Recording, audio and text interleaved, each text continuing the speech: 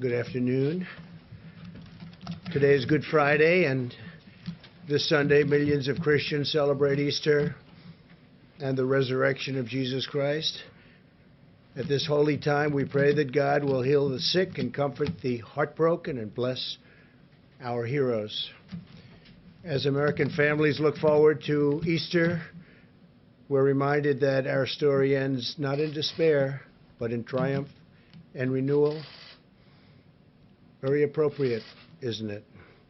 I'd like to provide Americans an update on our ongoing efforts in the war against the invisible enemy. Before I do that, I'll have a couple of notes. The United States, in discussions last night with Mexico, Saudi Arabia, Russia, and in dealing with OPEC nations, we are trying to get Mexico, as the expression goes, over the barrel. And Mexico is committing to do 100,000 fewer barrels. The President and I spoke last night. We have a great relationship, great friendship. They're helping us very much at the border. They have 27,000 soldiers, Mexican soldiers, on our border right now, stopping people from coming into our country as our wall goes up. We're up to about 168 miles of wall. And in speaking with the President, they have a limit. The OPEC nations have agreed to a different limit, reduction of about 23%. So what I thought I would do, and I don't know that it's going to be accepted, we'll find out. The United States will help Mexico along, and they'll reimburse us sometime at a later date when they're prepared to do so. And we had a great conversation, but we'll find out how that all works out. As you know, they're trying to get rid of the glut of oil. There's a tremendous glut of oil, and we don't want anything to hurt our incredible industry. We're actually the largest producer in the world now, so we don't want anything to hurt those jobs, those great jobs in Texas and North Dakota and Oklahoma and everywhere. We have a tremendous energy, New Mexico, tremendous energy business, and we want to keep those jobs. So we're working on it. I think eventually it's going to work out. It may work out quicker than what most people thought possible, and maybe it won't, but it'll work out eventually. Our experts are monitoring the data from every part of our country having to do with the topic that we're here to discuss. In the midst of grief and pain, we're seeing clear signs that our aggressive strategy is saving countless lives. Tremendous progress is being made, although when you look at some of the numbers, I just spoke with Governor Cuomo, we had a good talk. When you look at those numbers, the numbers of death, people that have died, it's so horrible. Now, on the other side, you have the numbers of beds being used, we were just saying, are substantially reduced. That's usually the sign that it's heading in the downward curve. So New York, we know where that is. But in the midst of all this grief and this pain, we're seeing these signs, and we're seeing them very strongly. And a lot of that has to do with the aggressive strategy in saving so many lives. We're saving so many lives compared to what it could have been. So nobody knows what the number is, but we had a number of 100,000 lives. As many as that is, it's impossible to even think of it. And that was the low end, with a tremendous amount of work and a tremendous amount of, you can call it many different things. Our people had to be extremely strong and brave to be able to put up with what they've put up with. But the minimum, if you did this, social distancing, and every other aspect, and I think I can say 90%, maybe even more than that, we're able to do it. The minimum number was 100,000 lives, and I think we'll be substantially under that number. Hard to believe that if you had 60,000, you can never be happy, but that's a lot fewer than we were originally told and thinking. So they said between 100 and 220,000 lives on the minimum side, and then up to 2.2 million lives if we didn't do anything. But it showed a just tremendous resolve by the people of this country. So we'll see what it ends up being, but it looks like we're headed to a number substantially below the 100,000. That would be the low mark. And I hope that bears out. The situation in Detroit and New Orleans appears to be stabilizing. Detroit is really started to go up, and now it is stabilizing. And New Orleans is a great place. I have so many friends there. They can't believe what's happening, but it's really stabilized. I spoke with the governor of Louisiana, and as you know, we're building them additional beds right now, the Army Corps of Engineers and FEMA, and that is going to be done, and I hope they're not going to be very well used, because I think they've really, I don't think they're going to need them, or certainly not very many of them. We built them a big hospital of 1,000 beds, and now we're in the midst of doing another 1,000. I don't think they're going to be using very many of them, and that's a good thing. There was a time 2 weeks ago when we said that's not going to be nearly enough. We're going to have to build more, but we wanted to wait to see, and I'm glad we waited. It just looks like they're doing really well. Louisiana and the state of Michigan is doing really much better than we thought. In Washington State, we've made enough progress that the governor is now able to return an Army field hospital, so we're going to take that hospital. We don't think we need any more hospitals. We've built thousands of beds all over the country, and we think we're probably not going to need that hospital anymore. And if we do, we're ready to move it to a different location. In New York, we're seeing hospital admissions declining very substantially, as I said, and nationwide the number of new cases per day is flattening substantially, suggesting that we're near the peak, and our comprehensive strategy is working. Over time, our guidelines to slow the spread are decreasing the rate of new cases very substantially, and will result in fewer hospital admissions, and we're seeing that. It's incredible. I think with no exceptions, it's looking like it's lower. And again, that's because of the people doing what they had to do, great people, and working with elected representatives and the doctors, the nurses, and everybody. I mean, just everybody. So everybody has been so amazing. I was told this morning again, please mention all of those people working in the grocery stores, and it's true. The checkouts and the clerks and the people that are really, and a number of those people have become infected. So we want to thank them, and a shout out to them. With the tireless devotion of American doctors and nurses and all of the medical people, we've kept our fatality rate very, very low compared to other countries. My administration is closely monitoring the data on the virus's impact on our cherished African American communities, because they've been hit hard. And the Surgeon General will be sharing more of that information right after we're finished here. He'll be coming up and saying exactly what's happening, because it's really, it's very troublesome, I will tell you that. I'd also like to provide clarity on the important point for many Americans on elective surgeries. Well, we've asked hospitals to cancel surgeries and procedures that do not take place at this time, just not to do them now. The choice to delay any treatment still remains between the patient and their doctor.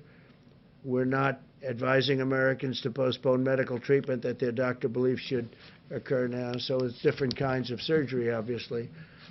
But we're really getting to the point where you can start to think about doing that surgery, if necessary, pretty soon, I think, pretty soon.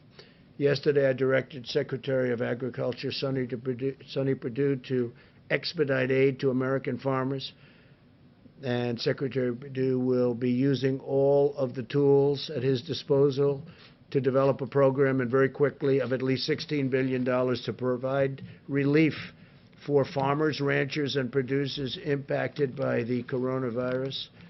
In this time of crisis, we must keep our supply chains moving from the beginning, right from beginning to end, and we're committed to supporting the amazing men and women who produce supply. I did last night a statement on social media, and I said, I have directed Secretary Sonny Perdue to expedite help to our farmers, especially to the smaller farmers who are very, very badly hurting right now.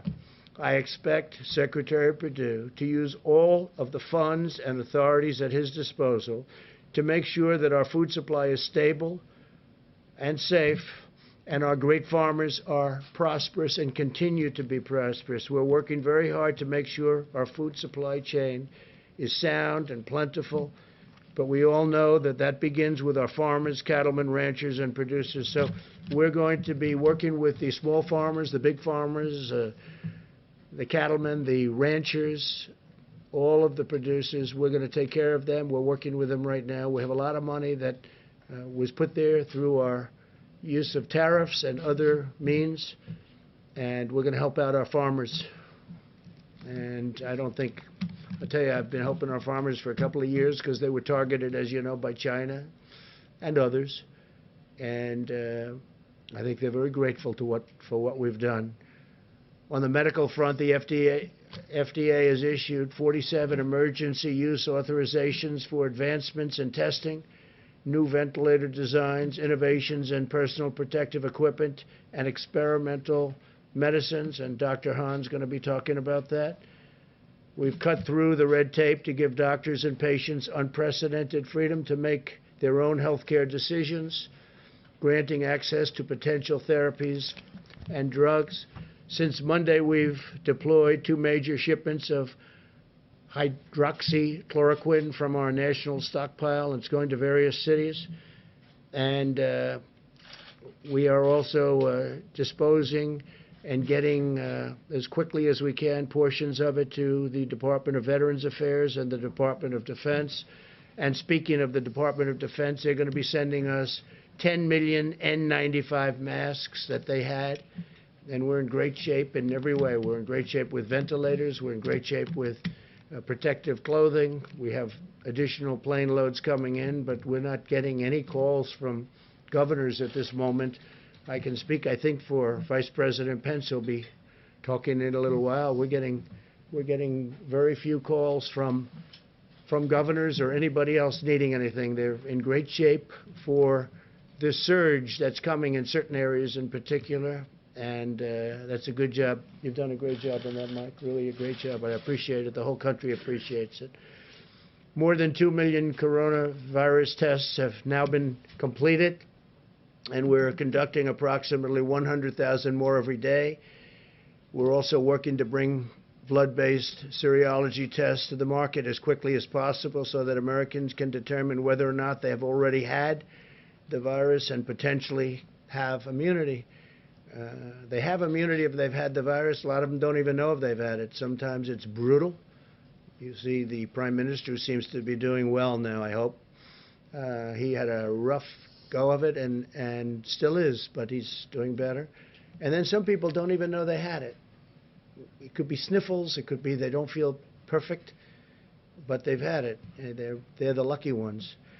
The NIH, CDC, and FDA are currently validating these antibody tests to ensure that they're accurate, and they're doing that at breakneck speed. I think we can say that, Doctor, and we're going to get them approved very quickly, Dr. Hahn.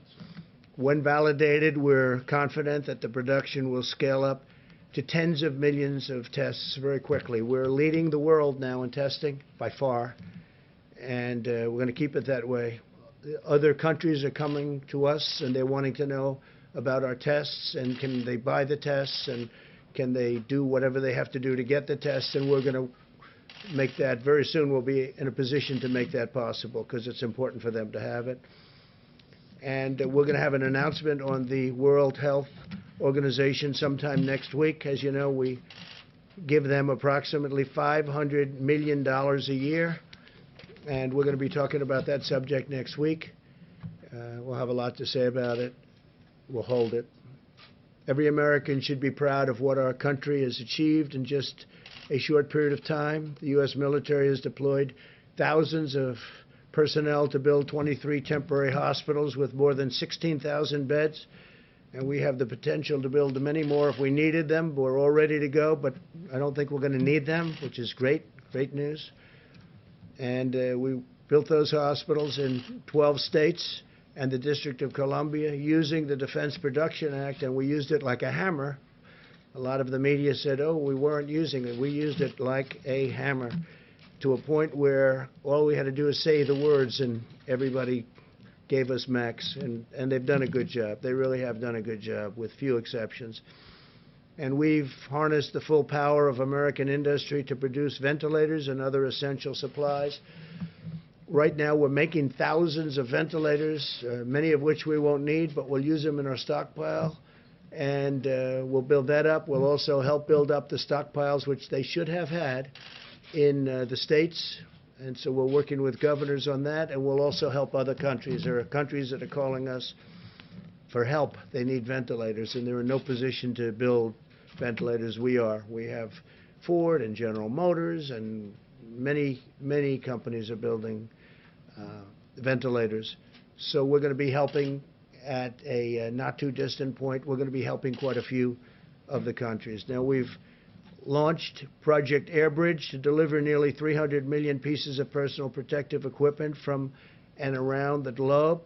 We're also shipping out 60 sterilization systems to 10 different cities that can each sterilize up to 80,000 masks each day, and I'm even hearing it can go up to 120,000 masks a day, certain equipment with certain additions. It's a company in Ohio that makes it. It's a great company, great. I hear it's a great product, works very well. I asked that question. I said, how come we have to buy so many masks? Why can't we sterilize the masks that are being used? And the answer was you can. In this case, they say up to 20 times. So we can take a mask, certain types of masks, the N95s in particular, and we can sterilize them, make them very clean up to 20 times. That's a great thing.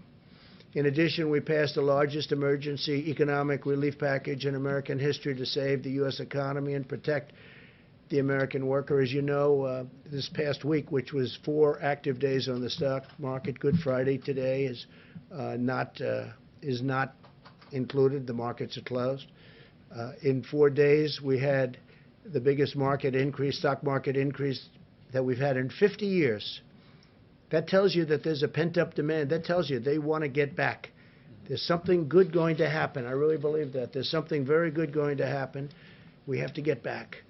So think of it, in this horrible period, this horrible, dark period where this monster came and worked its horrible, horrible spell over the world. 184 countries as of this morning. 184 countries. We've done well, and I guess the market thinks we've done well because we had the biggest stock market increase without one day. We're talking 4 days instead of 5 that we've had in 50 years. 50 years. Think of that. More than 50 years, actually. In short, the American people have launched the greatest mobilization of our society since World War II, deploying every scientific, governmental, medical, and military resource to defeat the virus. So I want to just start then with, we're going to answer questions later. We'll have time. I think we have a lot of time today. A lot of people are off, as they should be, Good Friday. So I'll stick around. We'll answer questions later. I want to start with Deborah Birx, please, Dr. Birx, and you can go over some of the numbers we just looked at, and that'd be great. Thank you very much, Deborah. Thank you, Mr. President, and thank you for outlining how well we are doing in a series of metro areas. What also has been encouraging for those of you who are watching epidemic curves every day, and I'm sure you are, and watching them in log phase, because that's how epidemiologists like to look at their curves, you can see for the first time that in the United States we're starting to level on the logarithmic phase like Italy did about a week ago. And so this gives us great heart that not only in specific places, but we're starting to see that change. Obviously, a lot of that is driven by the improvement in New York City.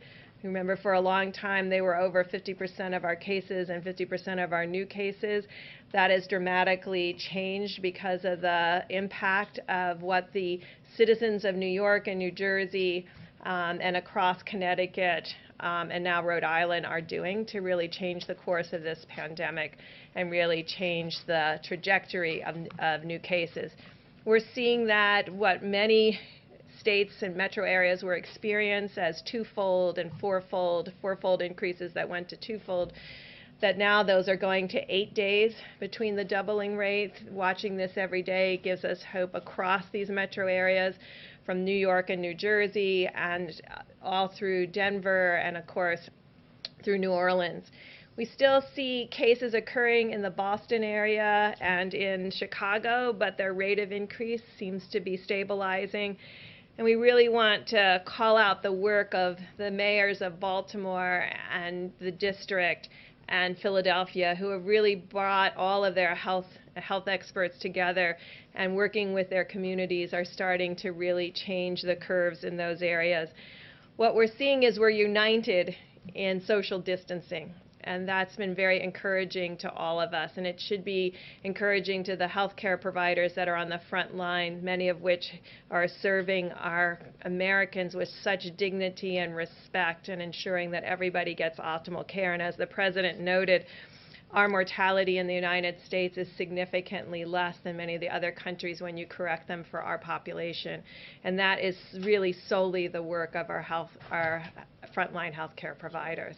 And so working with, you can really, hopefully you get the theme today that we are incredibly proud of our public health leaders at the city level, at the state level, at the federal level, who are working together to really change the course of this pandemic, working with their citizens and their communities to make these changes.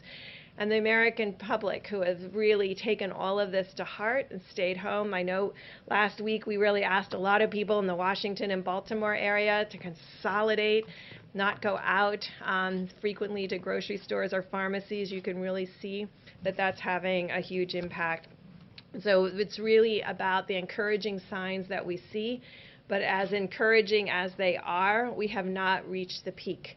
And so every day we need to continue to do what we did yesterday and the week before and the week before that, because that's what in the end is going to take us up across the peak and down the other side. We continue to really applaud the work of California and Washington State and Oregon. We're learning from all three of those states, from their public health officials, about how they were able to keep the virus from ever becoming logarithmic. And I think that's an important lesson for all of us on how they did that, what the timing was, in case we ever have to face this issue in the future. Thank you, Mr. President. Thank you very much, Deborah. Tony, down here, please. Thank you very much, Mr. President. So again, just keeping on the theme that Dr. Birx had mentioned, this is the end of the week, that famous week that we spoke about last weekend, in which what actually was predicted to happen happened. We're starting to see the leveling off and the coming down that Dr. Birx had mentioned. But it's important to remember that this is not the time to feel that since we have made such important advance in the sense of success of the mitigation, that we need to be pulling back at all. I was actually heartened by the fact that we've been talking about the New York, New Jersey, New Orleans, and other areas where they have really big spikes.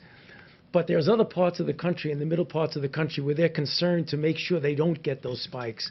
And I really want to salute the governors of states throughout the entire United States, but particularly in the central part of the country, because the governors often see us in these press conferences, and I've had calls over the last several days from several of the governors, from Nebraska, Iowa, South Dakota, Utah. Just about an hour and a half ago, I spoke with the governors of Arkansas and Wyoming, who are really committed to make sure that they don't get into the situation where they're going to have spikes in their state. And they're doing the kinds of things that they don't get recognized because people don't talk about them much. But we have a big country. We have 50 states, and it's not only the big cities. So if we're going to pull out of this, we're going to pull out of it in the big cities, and we're going to pull out of it in those areas that aren't as densely populated. And I just want to give a shout out to them. They're doing an extraordinary job. I was really pleasant. I wouldn't say surprised, because I expected of this country. But to hear what they're doing and the commitment that they're putting into making sure that we don't have the kinds of situations that we've experienced, unfortunately, in other areas, this is very important. I just want to close by one other thing, something I mentioned yesterday and the day before, that there are a lot of candidate interventions that are going into clinical trials. For those of you who are interested in it, I recommend you go to clinicaltrials.gov, and you'll see the design of a clinical trial, and you see that many of them are the randomized controlled trials that are the really gold standard of how you find out whether something really is safe and effective. And as the weeks and months, and it'll probably be months, sometime in the summer, we'll start to see which are working, which are not, and to focus on those that are we developing and will working. I'll be happy to answer questions later. Thank you.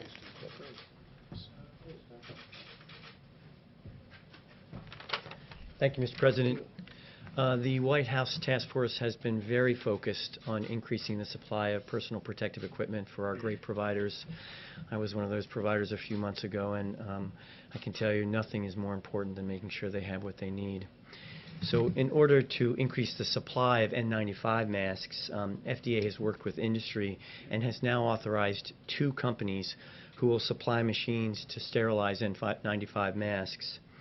Admiral Polovchek and FEMA are purchasing on behalf of U.S. government 60 sterilization machines, as mentioned by the President. And they will be positioned around the country to increase the amount of supply of N95 masks. Each machine will be able to sterilize 80,000 N95 masks per day, and we hope to actually increase that further.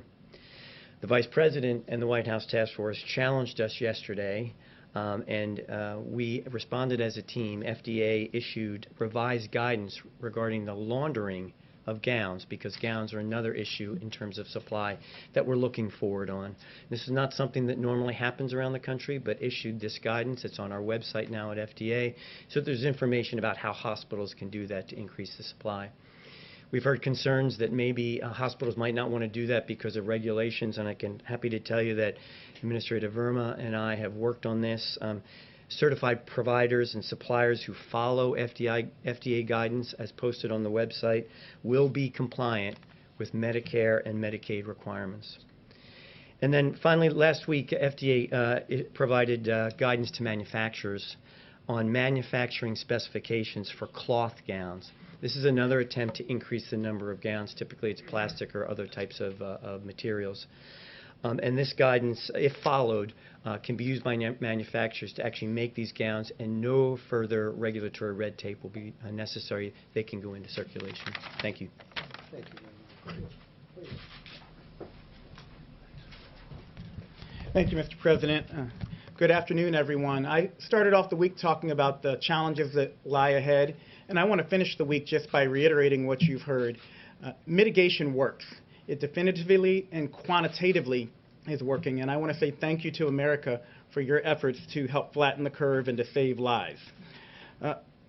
But at the President's direction, yesterday I met with 2,000 Hispanic leaders from their communities, and today the Vice President led a phone call that I was on with hundreds of African American leaders, including the Reverend Jesse Jackson, including Derek Johnson of the NAACP, including the National Medical Association and the Black Nurses Association, to talk about some of the alarming trends we're observing regarding the impact of COVID-19 on communities of color. And you've heard the stats in New York City. Hispanics represent the majority of deaths. In Milwaukee County, blacks are 25% of the population, but almost 50% of the cases and 75% of the deaths. So what's going on? Well, it's alarming, but it's not surprising that people of color have a greater burden of chronic health conditions. African Americans and Native Americans develop high blood pressure at much younger ages. It's less likely to be under control and does greater harm to their organs. Puerto Ricans have higher rates of asthma, and black boys are 3 times as likely to die of asthma as their white counterparts. As a matter of fact, I've been carrying around an inhaler in my pocket for 40 years out of fear of having a fatal asthma attack. And I hope that showing you this inhaler shows little kids with asthma all across the country that they can grow up to be Surgeon General one day. But I more immediately share it so that everyone knows it doesn't matter if you look fit. If you look young, you are still at risk for getting and spreading and dying from coronavirus. The chronic burden of medical ills is likely to make people of color, especially, less resilient to the ravages of COVID-19, and is possibly, in fact likely, that the burden of social ills is also contributing. Social distancing and teleworking, we know, are critical, and you've heard Dr. Birx and Dr. Fauci talk about how they prevent the spread of coronavirus, yet only 1 in 5 African Americans and 1 in 6 Hispanics has a job that lets them work from home. People of color are more likely to live in densely packed areas and in multi-generational housing situations, which create higher risk for spread of a highly contagious disease like COVID-19. We tell people to wash their hands, but a study showed 30% of the homes on Navajo Nation don't have running water. So how are they going to do that? In summary, people of color experience both more likely exposure to COVID-19 and increased complications from it. But let me be crystal clear. We do not think people of color are biologically or genetically predisposed to get COVID-19. There is nothing inherently wrong with you. But they are socially predisposed to coronavirus exposure and to have a higher incidence of the very diseases that put you at risk for severe complications of coronavirus. But as the Vice President shared on the call this morning, this history, and I want you to hear me say this, it does not have to be our nation's future. We're taking steps now in the midst of the COVID-19 pandemic to reach, protect, and strengthen all communities impacted by this disease, and especially our communities of color.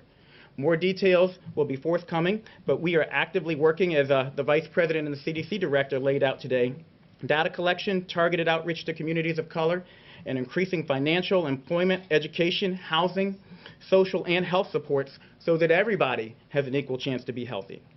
And I want to close by saying that while your state and local health departments and those of us in public service are working day and night to help stop the spread of COVID-19 and to protect you regardless of your color, your creed, or your geography, I need you to know you are not helpless. And it's even more important that in communities of color, we adhere to the task force guidelines to slow the spread. Stay at home if possible.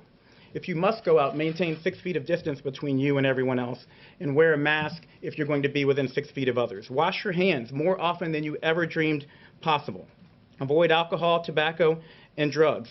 And call your friends and family. Check in on your mother. She wants to hear from you right now. And speaking of mothers, we need you to do this, if not for yourself, then for your abuela. Do it for your granddaddy. Do it for your big mama. Do it for your pop-pop. We need you to understand, especially in communities of color, we need you to step up and help stop the spread so that we can protect those who are most vulnerable. This epidemic is a tragedy, but it will be all the more tragic if we fail to recognize and address the disproportionate impact of COVID-19 and an array of other diseases and risk factors on communities of color. The task force and this administration are determined not to let that happen. The President, the Vice President have said we will not let that happen. We can't fix these issues overnight, but I promise you we will work with your communities to quickly and meaningfully move the needle in the right direction. Nothing less than the fate of our families and friends. My family and friends depends on it. Thank you very much, Richard. Thank you. Mike, please. Thank you, Mr. President. Today, the White House Coronavirus Task Force met and heard from the President the gratitude that he and I know all the American people feel for all the dedicated workers at FEMA, HHS, U.S. Public Health Service, FDA, and all those that are literally working on your behalf around the clock to partner with states, to partner with local health officials. And Mr. President, allow me to add my thanks and admiration to all of the entire team here at the federal level. On this Good Friday, we remember those who've lost their lives to the coronavirus. We remember their families, our dedicated healthcare workers, and our first responders. And we do well on this special day for Christians across this country to remember them in our prayers. But as you just heard from Dr. Birx and from the experts, it's also a good day to remember that Good Friday is always followed by Easter Sunday. And there is hope. There is hope in this moment that thanks to what the American people are doing every day, adhering to the President's coronavirus guidelines for America, thanks to the fact that Americans are listening to state and local leaders and putting the health of their family members and neighbors first, we're getting there, America. We're making progress. But it's imperative that we all continue to implement all of the guidance in the 30 days to slow the spread. As the Surgeon General just attested, at the President's direction, we engaged more than 400 leaders in the African American community today. And allow me to express my appreciation for their leadership and their efforts in communicating to to African Americans and other minority populations, some of the unique challenges that those communities face in the midst of this epidemic. And the CDC, as the Surgeon General said, is working on not only studying the issue, but very rapidly issuing new guidance, and we'll be communicating that new guidance to all of those great leaders. On the subject of testing and supplies, the President gave a great amount of detail. More than 2.1 million tests have been performed, and we continue to work very, very closely with FDA and suppliers around the country to expand the ability of testing. And you just heard Dr. Hahn reflect on the fact that very soon we will have an antibody test that Americans will be able to take to determine whether they ever had the coronavirus. I spoke today to the governor of Colorado, Jared Polis. We've been in contact with Senator Cory Gardner about an outbreak at a particular meatpacking facility in the Colorado area. And at this time, our team is working with the governor and working with the senator to ensure that we flow testing resources. At this point, there are some 14 people hospitalized, maybe 200 to 300 of the workforce have been impacted, and we spoke about providing those resources this weekend. I want to encourage people in Colorado that we will work to support that effort, but I also want to emphasize that all of the people that are working in food supply, from farmers to meat packers to distributors to truckers to grocers, continue to have our gratitude, as President Trump said just a few moments ago. On supplies, more than $5 billion have been obligated to the states. 29,600 National Guard have been activated. And at the President's direction, more than 4,700 active duty military personnel have been deployed, medical military personnel in 9 states, focusing on the areas of most significant epidemic. Air Bridge, 26 flights have been completed. 4 flights are scheduled to arrive today, bringing 250,000 gowns, 25 million pairs of gloves. 54 more flights are scheduled, literally bringing in supplies from around the world.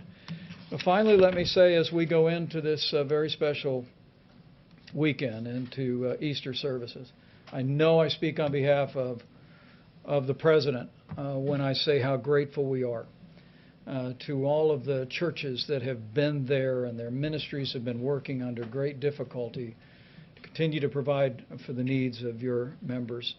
There have been food drives, there have been phone calls, and ministry has continued, and we are grateful for the role on this Holy Week that our churches, our synagogues, and all of our houses of worship have played. On their behalf, allow me to remind you that even if you're not in the pew this Easter Sunday, if you are able, it's still a good idea to give, because those ministries continue to go forward, and we encourage you. We encourage you to continue to support them. We also want to say very respectfully to all the church communities around this country and all the places of worship to continue to heed the guidelines issued in the President's coronavirus guidelines for America. We know it's difficult in this time of year, particularly, Mr. President, to avoid gatherings of more than 10, but we're grateful that so many churches, synagogues, and places of worship have done just that, and we urge you to continue to do it. And to my Christian brothers and sisters across the country, let me encourage you with the words. We should all remember that Jesus said, wherever 2 or more are gathered, there he is also. And so you can worship, you can celebrate Easter, and know that you'll be blessed in so doing, and you'll be serving the nation. Thank you, Mr. President. Great job. Thank you. Okay, it's Good Friday. Let's be nice. Okay, let's be real nice. Yeah, please, go ahead. Thanks, Mr. President. Can you clarify a little bit what the U.S. offered to Mexico in order to agree to that oil deal? And then also go into detail about what you spoke about on oil with President Putin this morning. So all of the OPEC nations met, and others, and they're all agreeing to cut back because there's a tremendous glut. We're filling up our strategic reserves. We don't even have room to store it. In fact, they're using ships to store oil. There's never been anything like this. It was being overproduced to start off with, and then you had the virus, and that took off 40% right there. So we have there's a lot of oil like nobody's ever seen before. good in many ways, and depending on where you are, who you are, it's bad. We have a tremendous energy business with hundreds of thousands of jobs. We're doing great. Number one in the world. So they all got together and they said, we're going to cut it because we have to get rid of this tremendous supply. Now, the good news is gasoline prices, I'm seeing 90 cents, 85 cents in different parts of the country a gallon. Nobody's ever seen that. I guess you have to go back to the 1950s where they had the big, large dollar bills. Remember? You don't remember. You're too young. But the fact that you have to go back a long ways to see it. So there's some good. The airlines are trying to come back. Having low fuel costs is good for them, and other reasons. Steel manufacturing, but a lot of the steel goes to building what we do for the oil and engineering firms. So, you know, that's a double-edged sword. But we want to keep our energy. We want to remain independent. We will remain independent, I think, regardless. But we want to get rid of this tremendous overflow. There's no place to even store it. So the OPEC nations met. They've been meeting. And, you know, I've hated OPEC over the years, absolutely hated them. But obviously it broke down. And we potentially have years' worth of supply, a long time before it ever can catch up, even if they do reduce it.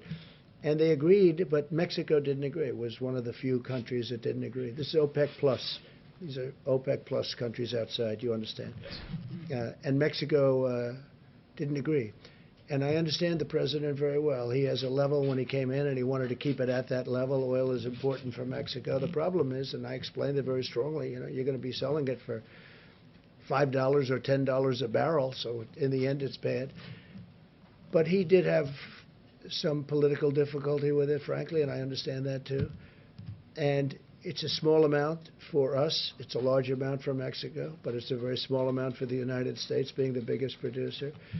So I agreed to pick up some of the slack. So he was going to reduce it by 100,000 barrels, reduce his output by 100,000 barrels.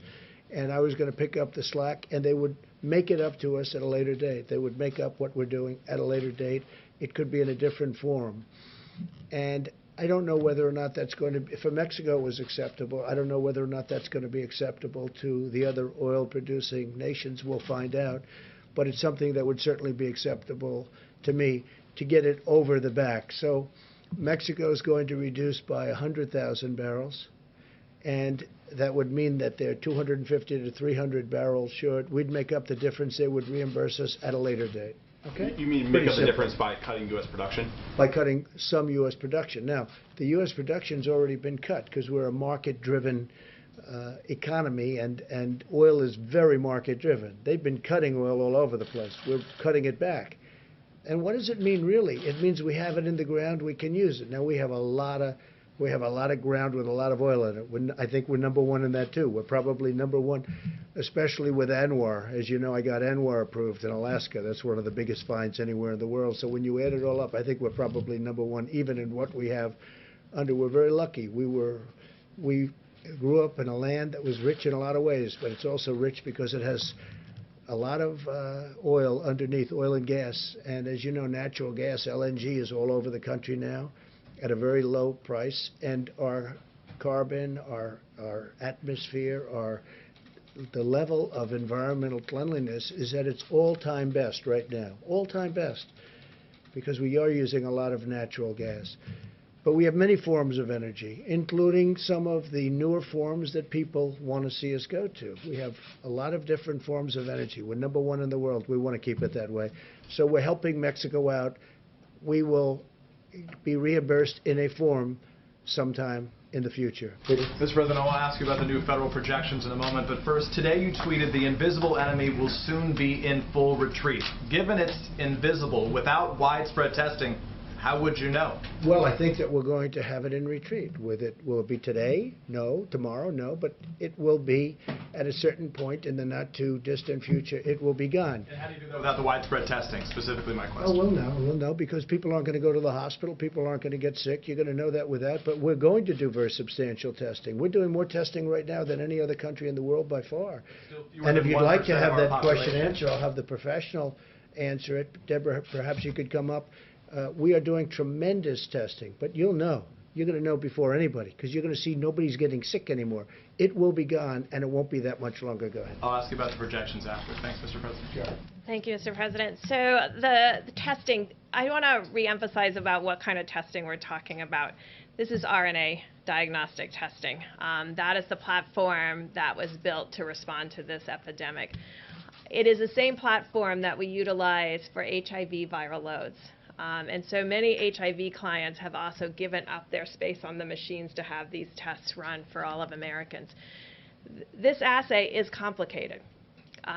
It's not like an assay that you have for your other diseases, your strep test or other diseases like that. This is a very complicated assay that requires a lot of technical oversight, and it's part of the reason why not all 100% our machines are running at full capacity, but we had great discussion with the lab directors about that. Every day more are brought online, and so, but I think we have to create expectations of what the daily test rates will be. Last year, we probably did 3 million HIV viral loads or 4 million HIV viral loads as a country. We've done over almost 2.2 million in 4 weeks. So this is unprecedented in what we have to do. I think that's why we're working very hard for 2 pieces, and I want to make sure that people understand testing is just part of our strategy. The other part of the strategy has to be this syndromic and influenza-like illness where there's an alert to an illness, and so that we're surveying where we know the most vulnerable cases have appeared. And the great call that I had with the mayors and with the health officials yesterday and mayors today, a lot of the rural areas, their primary, and as it was in Washington and California, was at the nursing homes. So the issue is to build a testing strategy that speaks to our strengths, of laser focusing a strategic approach to testing when we know what our volumes are, and they increase every day, but we have to be realistic about what the volumes will be a week, 2 weeks, 3 weeks from now, and combine that with strategic surveillance so that we're testing symptomatic people and their contacts very quickly to go back to contact tracing, utilizing our complete strategy. And I think we're very much interested, and it's why the President 3 weeks ago really put us on getting an antibody test. And I think I called from the podium for our university colleagues and hospitals to begin an ELISA-based test, because that's a blood draw, but we really wanted a finger prick to make it easy and deployable.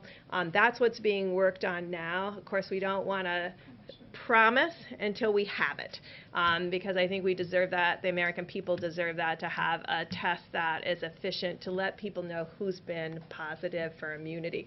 That's critical to epidemiologists and public health officials, to know what the penetrance of a virus was into a community when all you're seeing are the serious cases and testing the most symptomatic. And so that's a question that we still have. Is this the tip of the iceberg, or is this half the iceberg or 3/4 of the iceberg, what we have seen to date?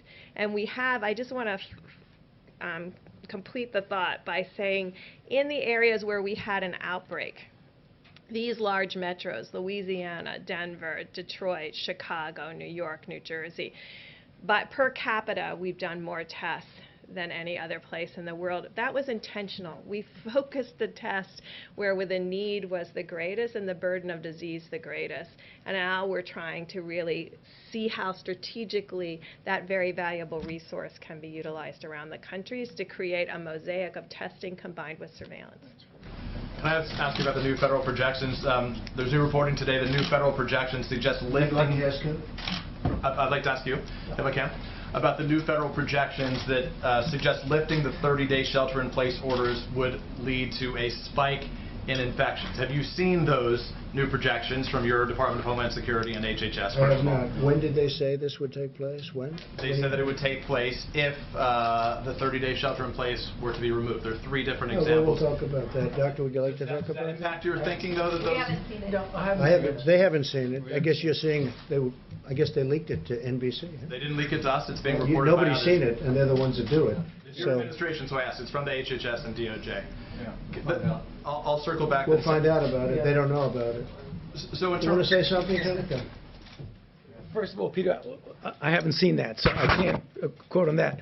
But yeah, that's okay. I still haven't seen it. I've been in here all day. I'm just saying, I'm just telling you what I know. So what I think that they're talking about is that whenever you pull back, you would expect that you might start seeing cases. And what we've been talking about, what Dr. Birx has just mentioned, is that when you see that, that's where you want your resources to be able to very efficiently, in real time, identify, isolate, and contact trace. So don't let anyone get any false ideas that when we decide at a proper time when we're going to be relaxing some of the restrictions, there's no doubt you're going to see cases. I would be so surprised if we did not see cases.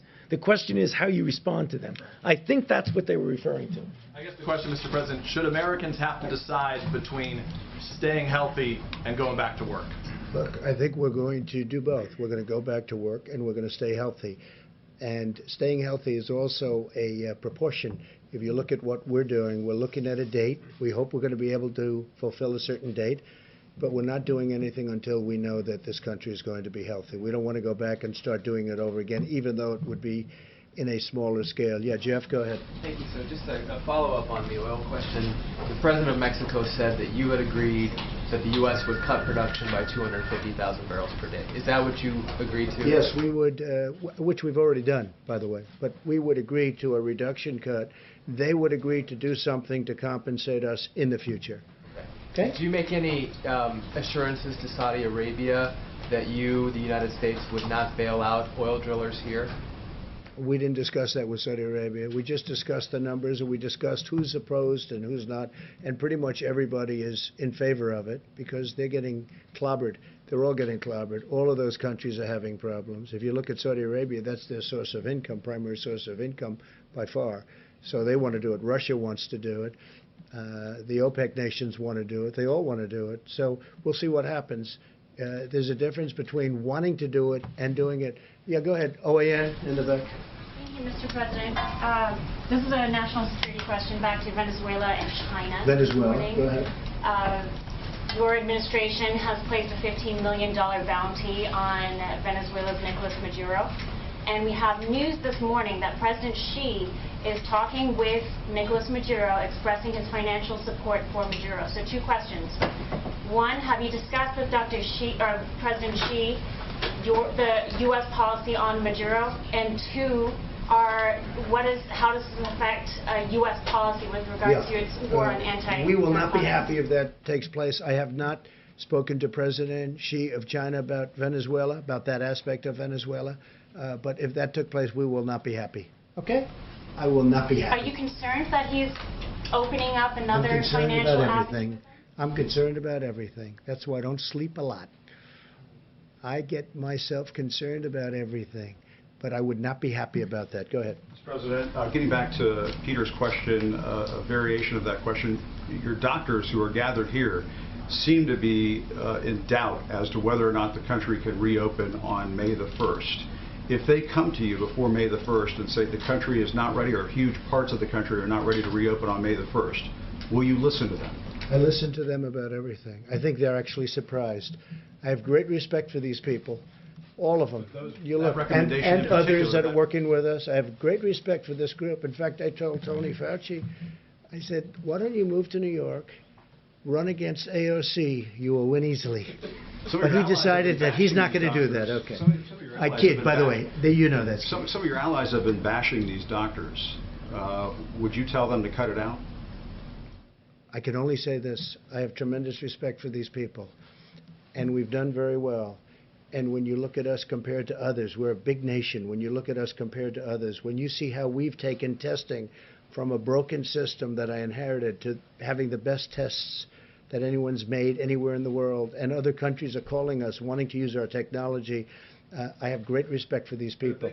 I'm never saying bad about these people. If they come back to you, sir, and say, before May the 1st, we can't open on May the 1st, do you listen? I will certainly listen. I will certainly listen. You take that advice. There are two sides. Remember, I understand the other side of the argument very well, because I look at both sides of an argument. I will listen to them very carefully, though. Please, go ahead. Thank you, Mr. President. You may have seen this, but J.P. Morgan came out with a forecast about GDP growth in the second quarter. They're saying a 40% decline in the second quarter of this year. Do your economic advisors share that view? I think my economic advisors are interested in the third quarter and really the fourth quarter. And I think we have a chance to do record fourth quarter numbers because there's a tremendous pent-up demand. And you see it this week. I mean, what reason would there be other than faith in us and in this country, faith in this group, and me and our vice president and everybody, governors perhaps, you can add them into it also.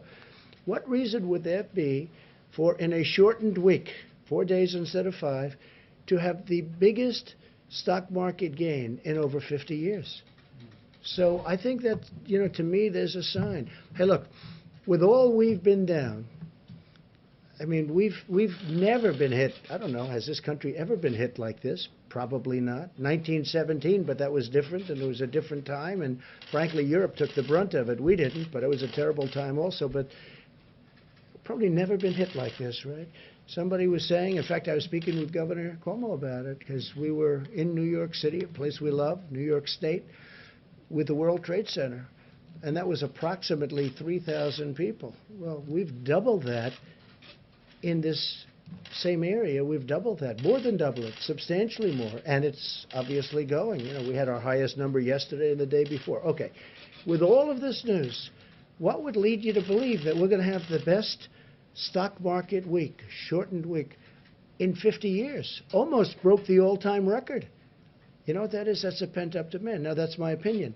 The other thing is we're doing tremendous stimulus plans. And despite what you're reading, you know, there's back and forth, but we are getting along with the Democrats. They want to see something happen. We have to help our workers. We have to help our small businesses. We have to help our restaurants. I think deductibility will be great for entertainment, restaurants, all of that. Look, I think with the stimulus, with the people, with what we've got going, with all of the things, we're going to be meeting with the airlines over the weekend. We have a great plan for the airlines. We've got to keep the airlines going. You know, it's never been a great business, but it's a very vital business for the country. We're going to be meeting with Boeing. We're going to be meeting with a lot of companies that are great companies and were great companies a short while ago. I mean, we can't let anything happen to Boeing. It's, you know, got so much potential. You talk about potential. Can anything have more potential than that? So we have a lot of very exciting things taking place. We have tremendous plans. We have tremendous stimulus. And I think we have a chance to do really well. So this quarter isn't the quarter I'm looking at. Third quarter, we start to think about it. And I think fourth quarter is going to be at a level that maybe we haven't seen before. I think our country, with the stimulus, with all that we've been through, we've learned a lot. Don't forget, we've learned about pandemics and epidemics. We've learned a tremendous amount. And with all that we've learned, as an example, we're making ventilators. We have thousands of them being delivered in the very near future. We have countries calling us, can we have ventilators? That would have been an unthinkable call. I wouldn't know what to say. They have people dying, but we needed them for ourselves. We have plenty before the surge. In New York, they need far fewer hospital rooms or far fewer hospital beds in particular than we thought. And I have to say, Dr. Birx told me that 4 weeks ago, 6 weeks ago. Remember, you said, that number's too high. We don't need that many. And based on what she said and others, we did what we had to do. We actually gave the maximum. We built Javits. We sent the ship in. We then made the ship COVID because, you know, there weren't a lot of people on the roads. You didn't have the accidents that we thought, other unrelated accidents. Nobody driving. You know, normally you have a lot of car accidents. You have a lot of motorcycle accidents. You have people going to the hospital. We didn't have that. We had almost none of it. So a lot of things have happened. I think we have a chance to be stronger than before. I really do. I think the stimulus is very important, what we're doing. I think it's very, very important. Please, go ahead. Mr. President, may I ask you about credit and debt as well? Yeah. Many American individuals, families have had to tap their credit cards during this period of time, and businesses have had to draw down their credit lines.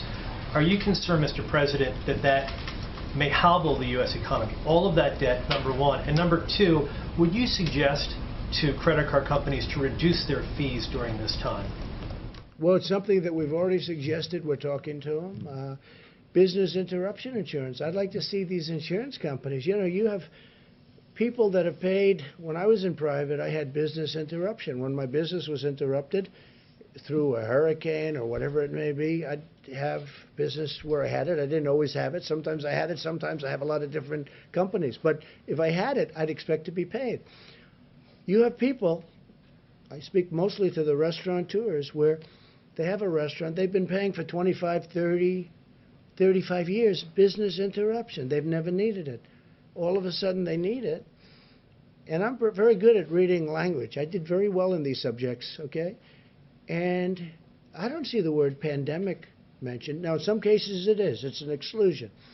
But in a lot of cases, I don't see it. I don't see reference, and they don't want to pay up. I would like to see the insurance companies pay if they need to pay, if it's fair. And they know what's fair, and I know what's fair. I can tell you very quickly. But business interruption insurance, that's getting a lot of money to a lot of people. And they've been paying for years. You know, sometimes they just started paying. But you have people that have never asked for business interruption insurance, and they've been paying a lot of money for a lot of years for the privilege of having it. And then when they finally need it, the insurance company says, we're not going to give it. We can't let that happen. Please, go ahead. Thank you, Mr. President. On March 6th, you said anyone who wants a test can get a test. Now you're saying that you would be open to reopening the government without having a national testing system. How do you square those two statements, given that there's still issues with testing going forward? And how can you tell people that they're not going to have their lives put at risk? Yeah, I got it. There's not a lot, and it's a good question. There's not a lot of issues with testing. Certain sections of if we go to Iowa, we go to Nebraska, and interestingly, Idaho is very interesting because they had a few breakouts, small breakouts, but they're very, very capable states, and they're big distances, a lot of land, a lot of opening. You don't need testing there. You know, where you have a state with a small number of cases, some states with almost none. West Virginia hung in for a long time, as you know, with none for a long time. So when you have that, you don't need testing. You don't have to test every person in the state of Iowa, as an example.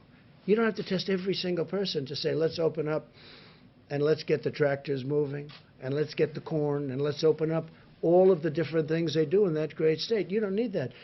And with that being said, if there's a little hot corner someplace, we'll be testing.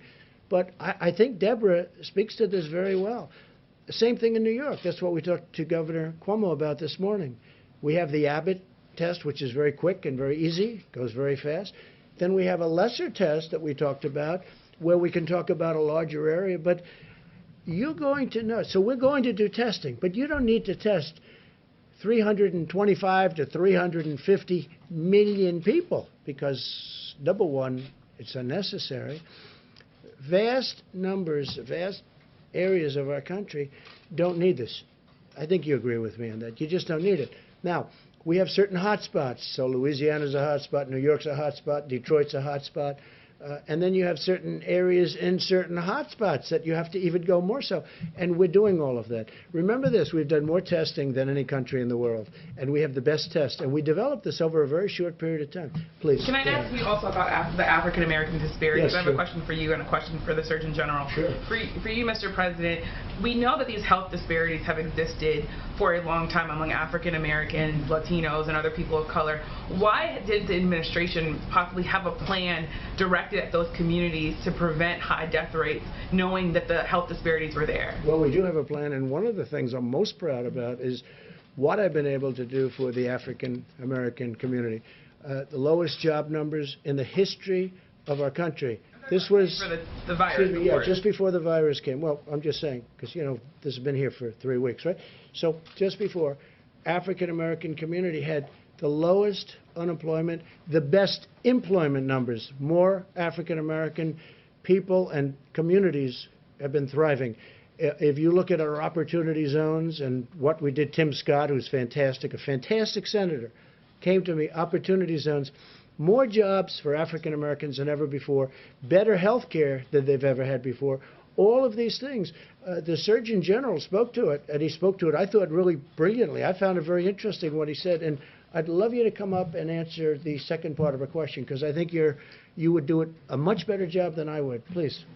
Thank you, Mr. Surgeon General. Thank you very much. Thank you. I have a quick question for you. You said that African Americans and Latinos should avoid alcohol, drugs, and tobacco. You also said do it for your abuela, do it for Big Mama and Pop Pop. There are some people there are some people online that are already offended by that language and the idea that you're saying behaviors might be leading to these high death rates. Could you talk about whether or not could you, I guess, have a response for people who might be offended by the language that you used? Well, I use that language because that's the language. I've been meeting with the NAACP, with the National Medical Association, with others. I actually talked with Derek Johnson multiple times this week, the head of the NAACP, and we need targeted outreach to the African American community, and I use the language that is used in my family. I have a Puerto Rican brother-in-law. I call my granddaddy, granddaddy. I have relatives who call their grandparents Big Mama. So that was not meant to be offensive. That's the language that we use and that I use, and we need to continue to target our outreach to those communities. It is critically important that they understand it's not just about them, and I was very clear about that. It's not just about what you do, but you also are not helpless. We need to do our part at the federal level. We need people to do their parts at the state level, and we need everyone, black, brown, white, whatever color you are, to follow the president's guidelines, the coronavirus guidelines, and do their part. Because when I talked to the NAACP 3 weeks ago, it's important to note that one of the things they asked me was, can you help dispel the myths in this community that people actually can't get coronavirus if they're black? That was a myth that was out there that's actually very important for us to squash here. And that all Americans avoid tobacco, alcohol, and drug use at this time? Absolutely. It's especially important for people who are at risk and with comorbidities, but yes, all Americans. So thank you, and I will clarify that. All Americans need to avoid these substances at all times. I put out a smoking cessation report in January. I put out an advisory against youth and pregnant women using marijuana last year, and that was not directed towards any one race. That's everybody needs to do everything they can to be as healthy as possible at this critical time. Dr. Fauci, would you add anything? Yeah, I think you said it perfectly, Jerome. Thank you. Would you like to add anything to it? Because you are really, you expressed it very beautifully before. No, I mean, Jerome, you did it beautifully. I can't do it any better than that. And I know Jerome personally, and I can just testify that he made not even a hint of being offensive at all with that comment. I thought that was appropriate. Thanks. And I can tell you, Jerome has done a fantastic job, our Surgeon General. I just hope nobody steals him and he goes to one of these big companies for a fortune. Don't leave us, right? Don't leave us, Jerome, please. He's doing a great, you are happy and you're doing a great job. And everybody tells me that too, so we appreciate it. Please. Thank you.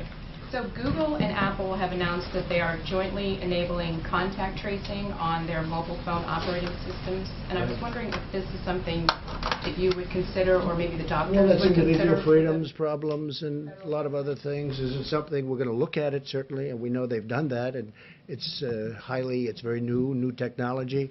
It's very interesting, but a lot of people worry about it in terms of a person's freedom. We're going to take a look at that, a very strong look at it.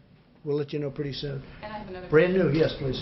So can you explain why it is appropriate in the middle of a pandemic to be talking about cutting or eliminating funding for the World Health Organization?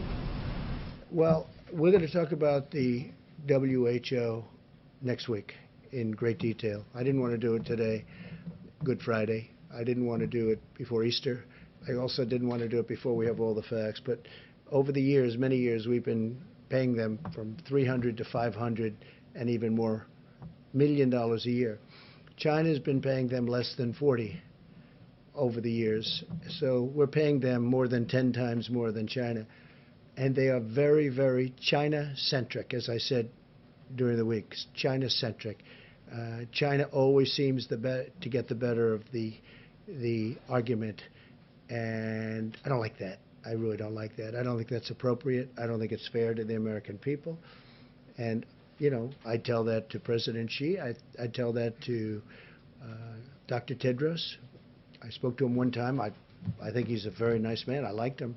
But we're going to be talking about that next week in great detail. We're looking at it very, very closely. We want to make sure money's properly spent. But again, why is the United States paying $500 million a year. It's a lot. And why is, okay, that's a lot. And why is China paying this year, $42 million, but generally under 40, so it's in the 30s. So we're at 500, 452, 400, 401, different amounts, different years. And they're at 40, 38, 36, 35, 32, 31. No, but you have to ask yourself that question. And then the answer always turns out to be in China's favor. Well, I have the same thing with the world trade. Isn't it interesting? World trade. So we have World Health and we have World Trade. So we have the World Trade Organization. And until I came along, we were losing cases, so many cases, it was ridiculous. We were always losing these cases, I mean, almost every case. And now we're winning cases. We just won $7 billion because they know I'm not going to put up with it. China has been unbelievably taken advantage of us and other countries. You know, for instance, they're considered a developing nation. I said, well, then make us a developing nation, too. They get big advantages because they're a developing nation. India, a developing nation. The United States is the big developed nation. Well, we have plenty of development to do, okay? And now we're winning cases because they know that if we're not treated fairly, I'm going to pull out. Now, you never heard this before because nobody ever talked about the World Trade Organization, but the World Trade Organization has treated us very unfairly. But they know I'm not going to put up with it because all of these countries are taking advantage of the United States. Now, in the courts and the court system, we're not approving new judges over the last year and a half. We're not going to approve them. And Bob Lighthizer is working very hard on that. But we had always a minority position, meaning numbers of judges. So we'd have a minority number of judges. I said, how do you win with a minority number of judges? But all of a sudden we're winning. And the reason we're winning is they know if they don't treat us properly, and we won $7 billion just this very recently, and the money is pouring in. And we've won other cases too. We've won a lot of cases. But you know from covering it, I know you know, that the United States was taken advantage of by the World Trade Organization. And by the way, speaking of China, if you look at the history of China, it was only since they went into the World Trade Organization that they became a rocket ship with their economy. They were flatlined for years and years, frankly, for many, many decades. And it was only when they came into the World Trade Organization that they became a rocket ship because they took advantage of all the rules. I'm not even blaming them. I'm saying how stupid were the people that stood here and allowed it to happen. But we don't allow that to happen. And if they don't treat us fairly, we'll leave. But now we're starting to win cases. How about somebody new for a change? Come on, go ahead. President, as many schools and school districts are closing across the country, Florida Governor Ron DeSantis has not ruled out closing or opening up schools in May, saying that many kids are not vulnerable to this disease. Do you agree with that assessment? And do you believe that schools, would you recommend that schools open up and to those states that have? Well, I have a lot of confidence in Ron DeSantis, a lot of faith in Ron DeSantis to make the right decision. He's doing a great job as governor. Ron DeSantis, I had read where he's thinking about opening up the schools earlier than the date, the end of the month. I'd have to look at the numbers. But again, you know, I like to allow governors to make decisions without overruling them. Because from a constitutional standpoint, that's the way it should be done. If I disagreed, I would overrule a governor. And I have that right to do it. But I'd rather have them, you can call it Federalist, you can call it the Constitution, but I call it the Constitution. I would rather have them make their decisions. But he's made a lot of good decisions. And he hasn't said he's going to, but he's thinking about it. So I'll take a look at it.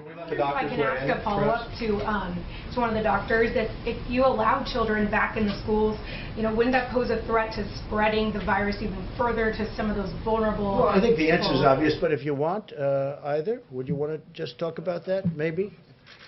Tony? Kicks me up here, right? I know. Okay. I think we know the answer to that. Yeah, I mean, from pure public health issues is that if you have a situation in which you don't have a real good control over an outbreak and you allow children to gather together, they likely will get infected. And if they get infected, the likelihood that they will bring the infection home. So that really is a risk. I don't know the situation at all in any detail, and I'm not specifically speaking about Florida. I'm just speaking generically about what happens when you have infections in the community and you have a congregation of people, such as in classrooms, that's a risk. Has anyone under 25 died, Dr. Fauci, in the country? Yes. The governor Yes. said that no one under 25 has died. I guess you could clarify that people under 25 can die as a result of this. Maybe in Florida they have. Yeah, I'm not sure. Again, In the country. Okay, let's do that because I don't want to have to be answering for a particular state. Yes, people under 25 have died of coronavirus disease in the United States of America. If you reopen the country in May and there's a new outbreak or a spike in infections, are you open to the idea of shutting the country down again? Depending on the outbreak, yeah. You would be Depending. I mean, and that's happened, as you know, with a couple of countries. You know what I'm doing? I'm watching other countries. In many cases, they're ahead of us from the standpoint that it attacked them before us. It hit them first. And I'm watching what's happening with respect to certain other countries, some of them obvious, some of them less obvious, and what they're doing and the success that they're having. And that's going to play a large part of the role. We're also setting up a council of very, very great doctors and business people. We're going to be announcing it on Tuesday. Of some great people. The economic task force. There's a second task force? This is beyond economic. This is really, I call it the Opening Our Country Task Force, or Opening Our Country Council, so we don't get it confused with Mike's task force, which has done so great. And we're going to have the great business leaders, great doctors. We're going to have a great group of people. We'll probably do it by teleconference because we don't really want them traveling in for their own purposes. I don't think it would look good also, but we don't want them traveling in.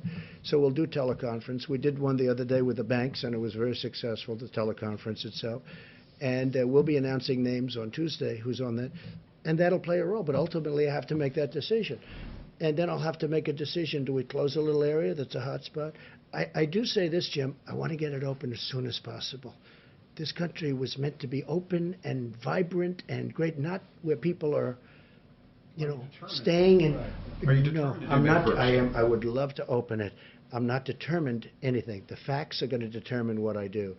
But we do want to get the country open. So important. So I'll have a task force. I'll have a council. It's going to be announced on Tuesday with names that you have a lot of respect for, a lot of great names, different businesses, different people. Bipartisan? Bipartisan. I didn't even ask. I mean, honestly, I think it's bipartisan. The one thing I didn't ask, are you Republican or a Democrat? Hard to believe, but I didn't ask. So it would be. And I want their views on what they think. Also, very important, different parts of the country.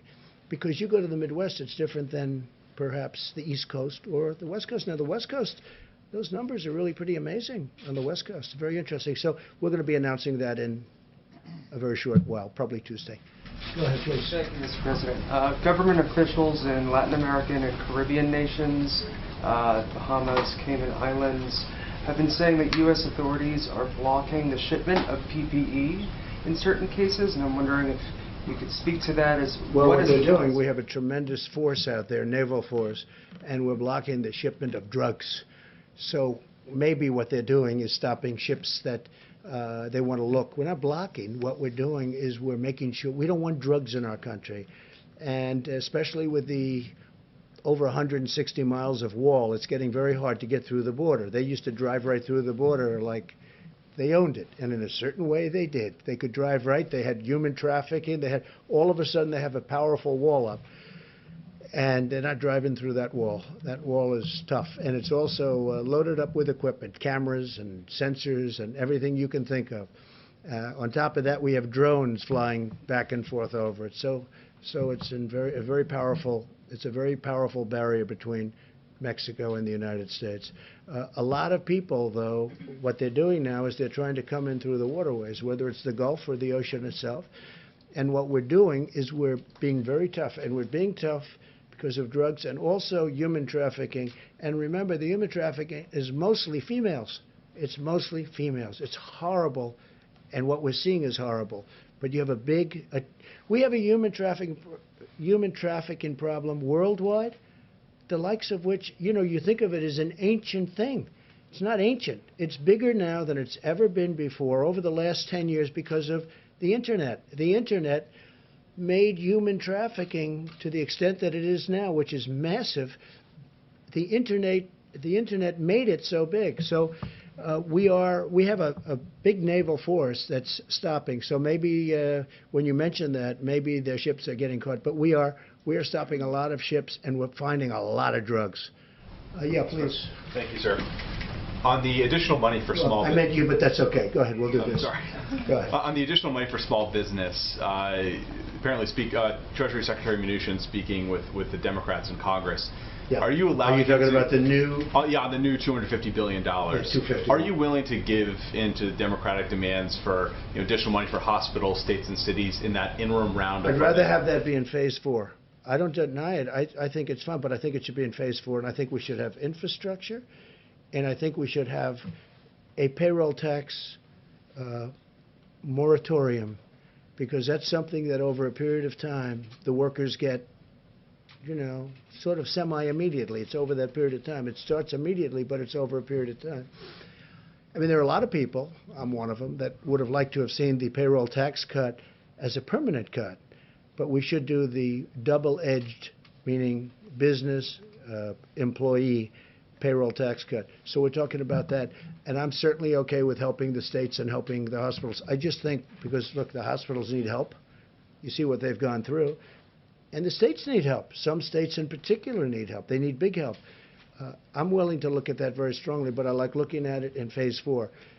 The 251 is actually... the plan is working out well. The banks are getting started with the distribution. They've taken thousands and thousands of applications.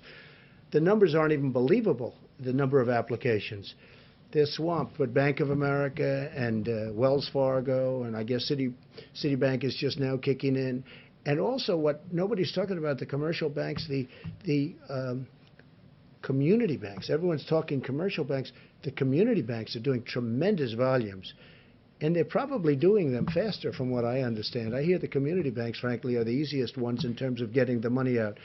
So the money is getting out. The applications are far beyond what we ever anticipated. And that's why we're going, because this is money that goes essentially to the workers. We want the businesses to hold on to their workers, because once they lose the workers, they're never opening again. It's not going to happen. Okay, in the back. Yes, sir. Gordon Lewald from the Wall Street Journal. I wonder if you could expand a little bit on the form that Mexico would take, the reimbursements, like what form would that take? You essentially add it to the tab for the wall that you mentioned. And I have a second question by Matt. Well, there's no real cost, because we're agreeing to produce a little bit less. So number one, it's staying in the ground. You have it for another day. It's actually cheaper than storing it, where you take it out and you deliver it to a massive well, like the strategic reserves, our national strategic reserves, where it has to be brought there. And that's, an expensive process in itself. But oil is getting to a point where, there are some areas, some people would say the water is more valuable than the oil. You never thought you were going to see that. You never thought, having covered, I know you cover it, you never thought you'd be seeing oil at $20 a barrel, but how about $10 a barrel? That you never thought you'd see. So we are looking at it very strongly. There is no real cost. I want to help Mexico out. We have a great relationship with Mexico, great relationship with the president. I really like him a lot. He's been terrific to us on the border because he stopped. You don't see the caravans coming up anymore. You don't see all the problems. When I took office, it was unbelievable what was going on. And they have been helping us a lot, and we've been helping them a lot. They make product for us. They sell it to us, and it's fine. It's a good relationship. Sometimes it's a great relationship. So he could not have done any more than that. And I think there was political reasons for that for him, that other nations don't have. They don't have that. The nations that we're talking about, the 22 other nations that we're talking about, they just don't have that problem. So it doesn't cost us anything, and yet it's very valuable. We will be reimbursed in the future, maybe in the near future, maybe in the more distant future, but we'll be reimbursed by Mexico in a certain way, and it'll be fine. but we get Mexico over the hump. Now, with all of that being said, that doesn't mean the deal's going to happen anyway, because they still have a lot of different states. But this was one of the stumbling blocks. Okay, go ahead. If I may, China and some other countries have been particularly active, seen as maybe taking advantage of the U.S. during this process, during this period. China particularly active in the South China Sea, got a carrier down, obviously. What's your message to some of these adversaries and competitors? Well, look, the way I view it is this. China has taken advantage of the United States for 30 years. Okay? I mentioned the World Trade Organization. China has taken advantage of us through that and using rules that are unfair to the United States, and they should have never been allowed, this should have never been allowed to happen. When China joined and was allowed to join under those circumstances, the World Trade Organization, that was a very bad day for the United States because they had rules and regulations that were far different and far easier than our rules and regulations. Plus, they took advantage of them down to the last, and you know China and you study China, and you know what I mean. They took advantage of them like very few people would even think to take advantage of them. And again, they are considered, right, a developing nation. We are not considered a developing nation. They're given advantages. Okay. For many years, China has ripped off the United States. And then I came along. And right now, as you know, China's paying 25%, and we've taken in billions and billions and billions of dollars in tariffs from China. And I know a lot of the people kept saying, oh, no, we're paying. Well, we're not paying. You know, countries are different. Not every country is China. But China would devalue their currency, and they'd also pour out money. And they essentially were paying most of those tariffs, not us. And as you know, we've taken in tens of billions of dollars. They targeted our farmers. But we took in so much money that I was able to give back. One year was 12 billion, one year was 16 billion. I was able to give back our farmers the money that they were targeted, hurt. China bought 12 billion and bought 16 billion. 1 year 12, 1 year 16. I was able to give them back to 12 and then give them back to 16, the farmers. And they weren't targeted, and they're all in business. Now we're doing it because they got targeted in a different way. Now I'm going to be very interested to see. So we signed a deal with China, and under that deal, they're supposed to buy substantially in excess of $200 billion from us. That's not only farm product, it's manufacturing product, it's lots of different things. They're going to buy a lot. I just want to see if they live up to that deal. I know President Xi, I would say he would live up to the deal. But remember this. I never took off the tariff. It's still 25%. That's how big. 25% of $250 billion. So for the first time, and you saw also, now again, I'm going before the virus hit, because that's sort of like, that's like, let's start all over again. Okay? I can't tell you that yet, because that chapter hasn't been written yet. But go up a few weeks ago, the deficit with the United States and China was coming way down. Nobody's seen that. Nobody's ever seen that before. But the deficit has come way down. So now we start a new chapter. And I can only tell you, if a smart person is standing where I'm standing, we're going to do very well with China. Okay?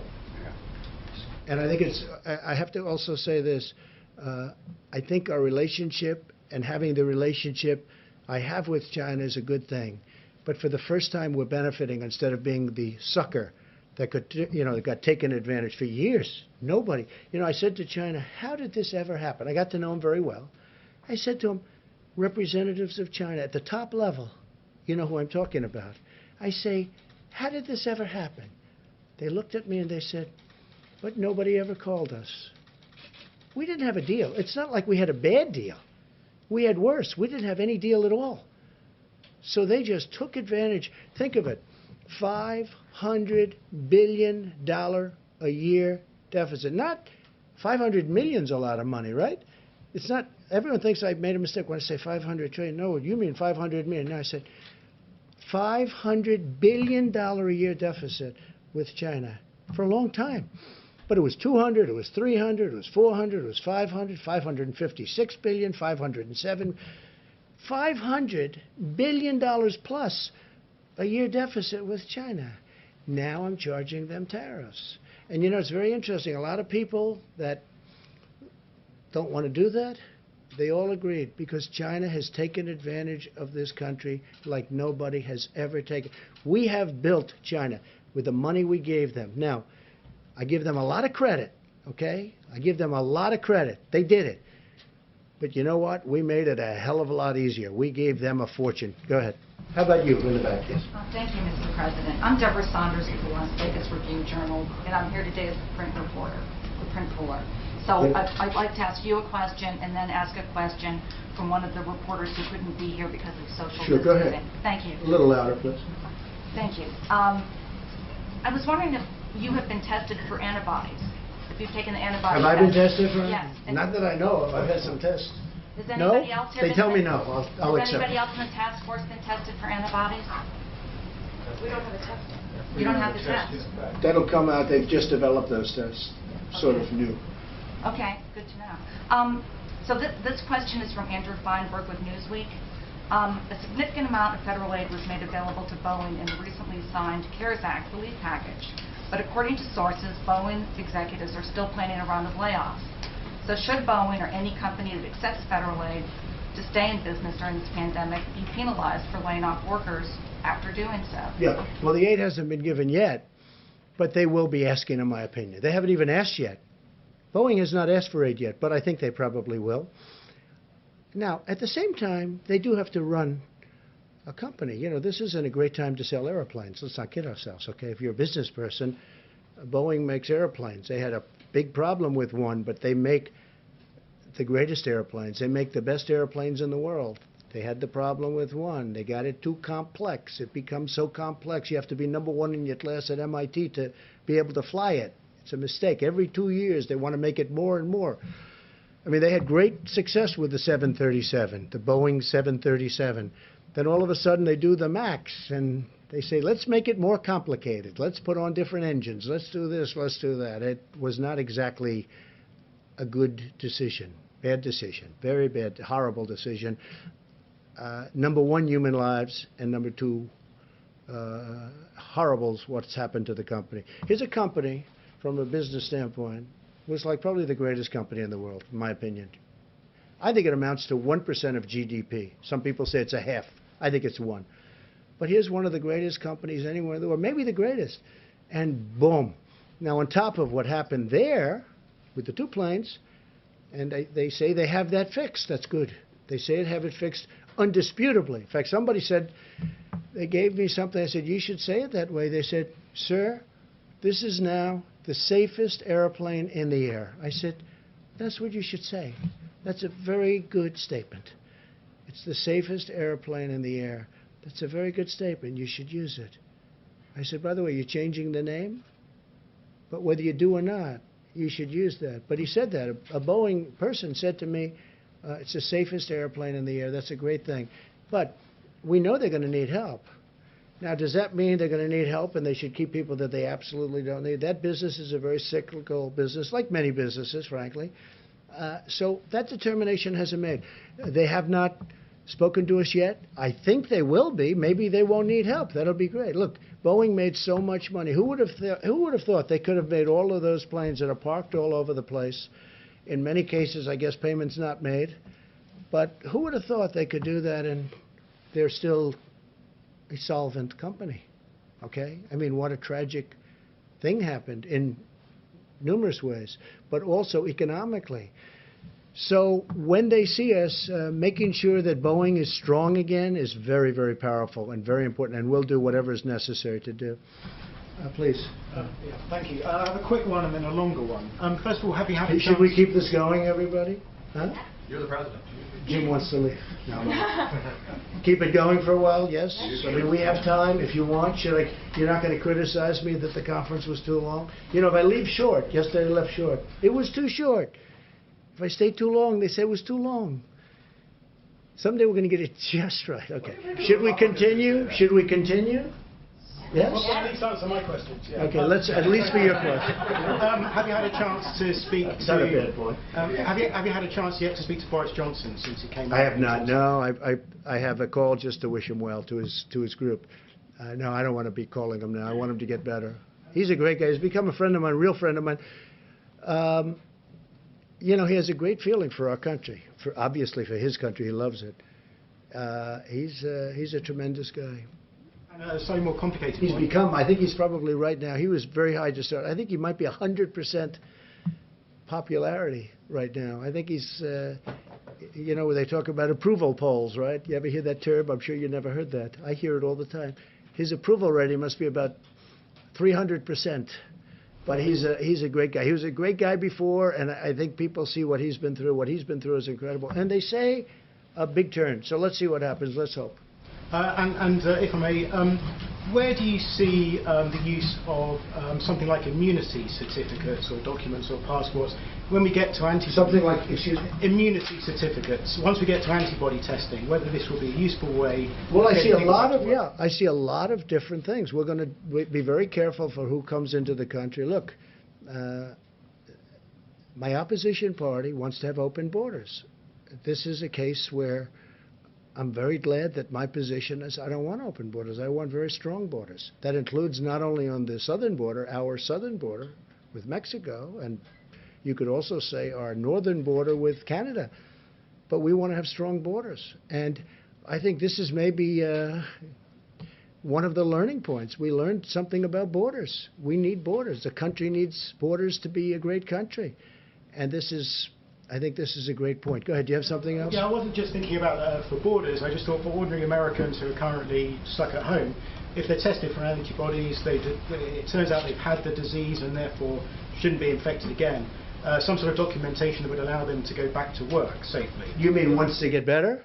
Yeah, or people who might not... Okay, so they have the disease, and they're better, and they have the immunity now. They have, supposedly, according to what I'm hearing, it could be for a long period, could be for a lifetime, it could also be for a year or two, I'm hearing, Tony. So nobody's told me yet if it's for a year, if it's for 2 years, or if it's for a lifetime. Like chicken pox. They say if you have chicken pox, you have immunity.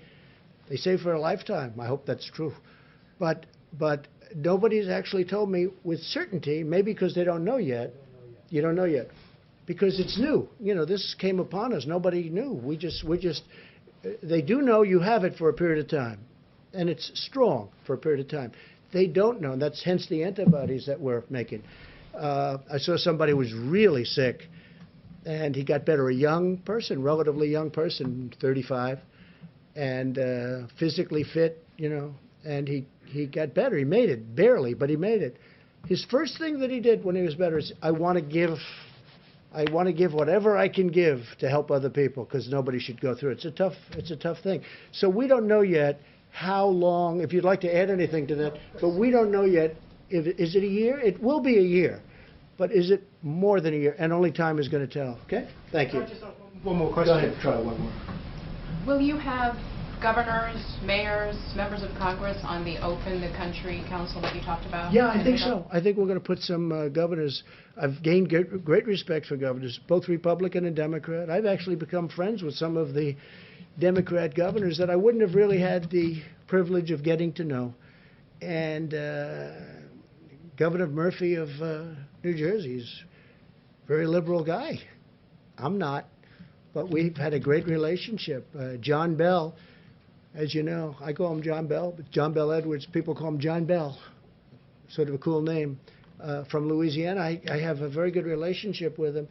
Gavin Newsom, honestly, I think we've fight on every. Hey, we're fighting right now. I want automobiles to be made cheaper and safer and stronger, but you save $3,000-4,000 per auto, and environmentally equal, or better maybe. And we're fighting on that. We're fighting a lot of different things. We fight on the border. He wants open borders. I want people to come into our country illegally. But I've gotten very friendly with Gavin Newsom. He's done a very good job here. I think I've gotten very friendly. I mean, he's been, I think, sort of a friend of mine for a long time. Don't get to see him much, but Governor Cuomo of New York, we talk all the time. I told you, I spoke to him literally the last call just before walking in here. I've really developed a lot of good friendships with the governors, and including governors, I think Mike DeWine, Republican, but I think he's done a great job in Ohio. So, yeah, I want to put on both parties. I want to have some governors. I'm not going to have all of the governors, but I'd like to put some representative governors on The council, yes, I would like to do that. Any deserve? Yes. I have. I've asked a couple of them. They've all said yes. So far, everyone said yes. I think everybody would like to be on that council. That's a very important council. Go ahead in the back. You haven't gone yet. Thank you, Mr. President. Two questions, if I may. Do you have a message to those pastors who are still planning to have Easter services, defying the public health guidelines? Well, so you're going to have to say it louder. To those what? To those pastors who are still planning to have Easter services in person. Pastors who Oh, are the pastors. I didn't defying, understand your word. Okay. You have a very nice voice, but it's a little bit low, and you're far back. I've had talks with the pastors, and most of the pastors agree. And it's a very complex subject. Let's face it, for the obvious reasons. I don't have to go into it. Most of the pastors agree that they are better off doing what they're doing, which is distancing. They feel that let's get this over with, and they want to get back to church so badly.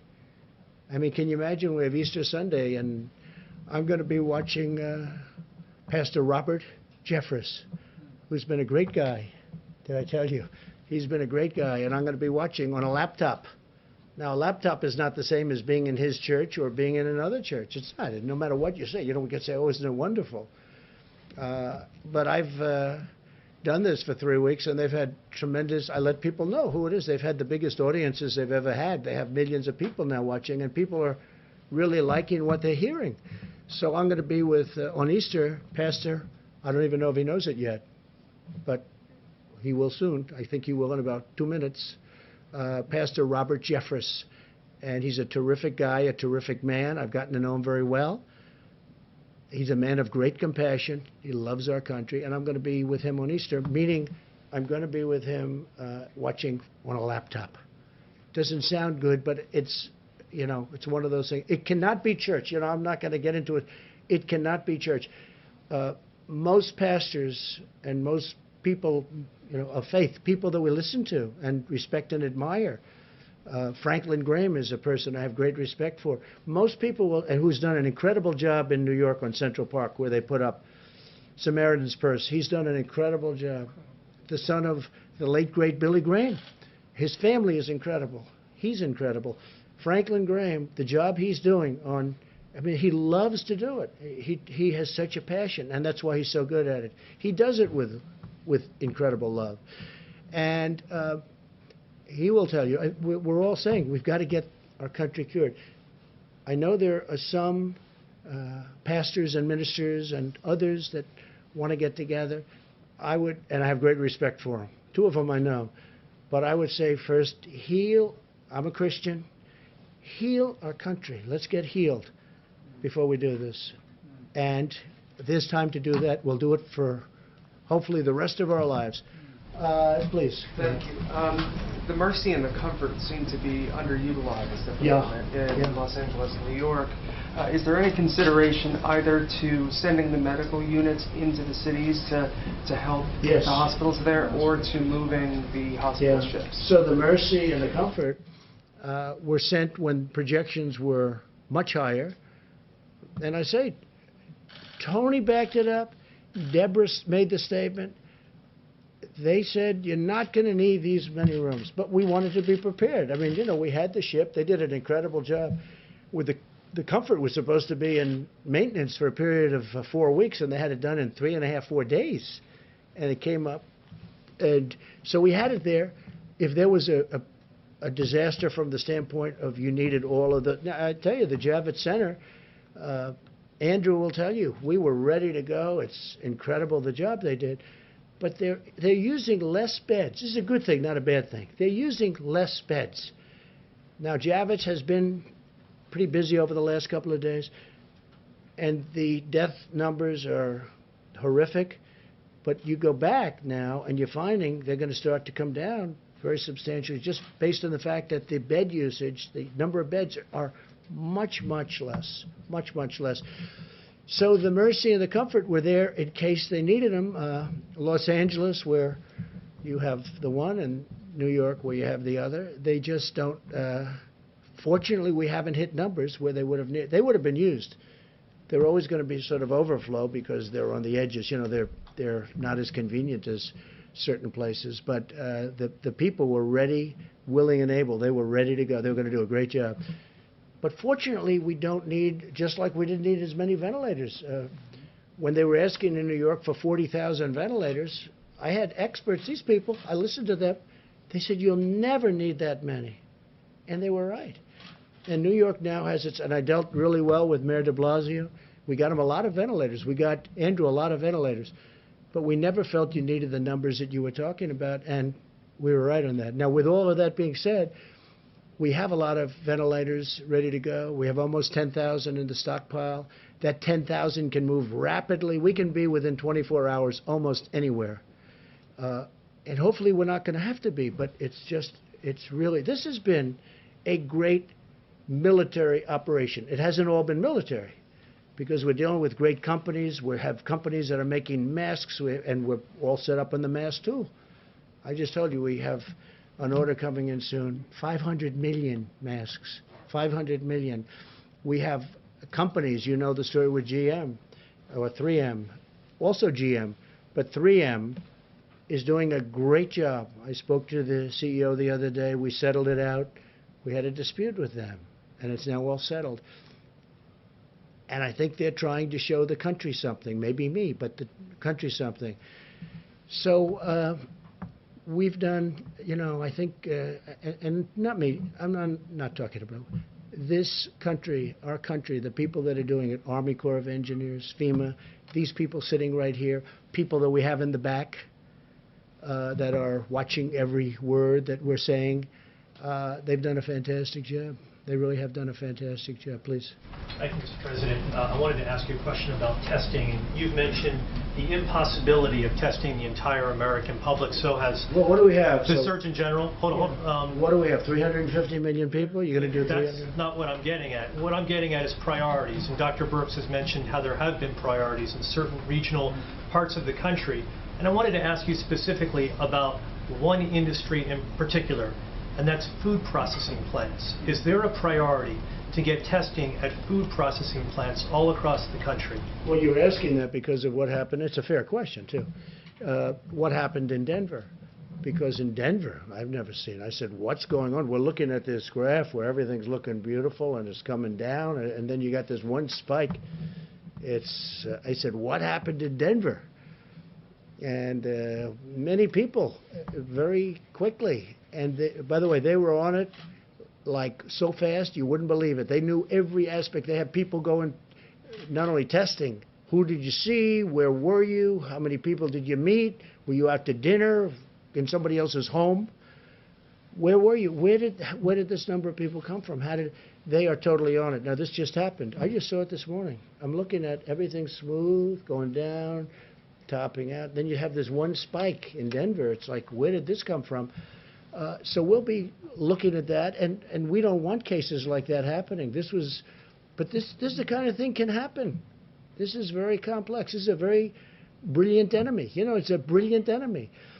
They develop drugs like the antibiotics. You see it. Antibiotics used to solve every problem. Now one of the biggest problems the world has is the germ has gotten so brilliant that the antibiotic can't keep up with it.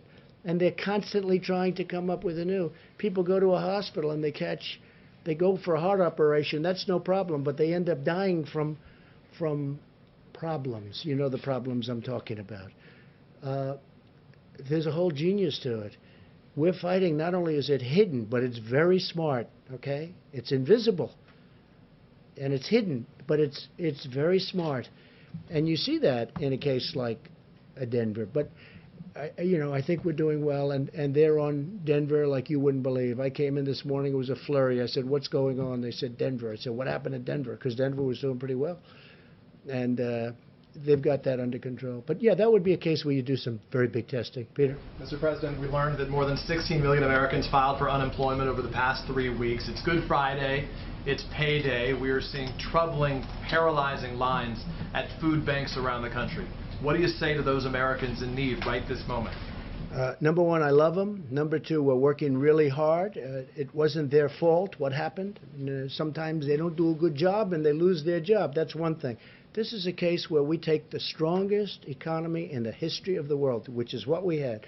More people working in the United States, Peter, than ever before. Almost, I mean, look at the numbers, 160 million people, almost, just short of 160, excuse me. So we have the greatest economy we've ever had.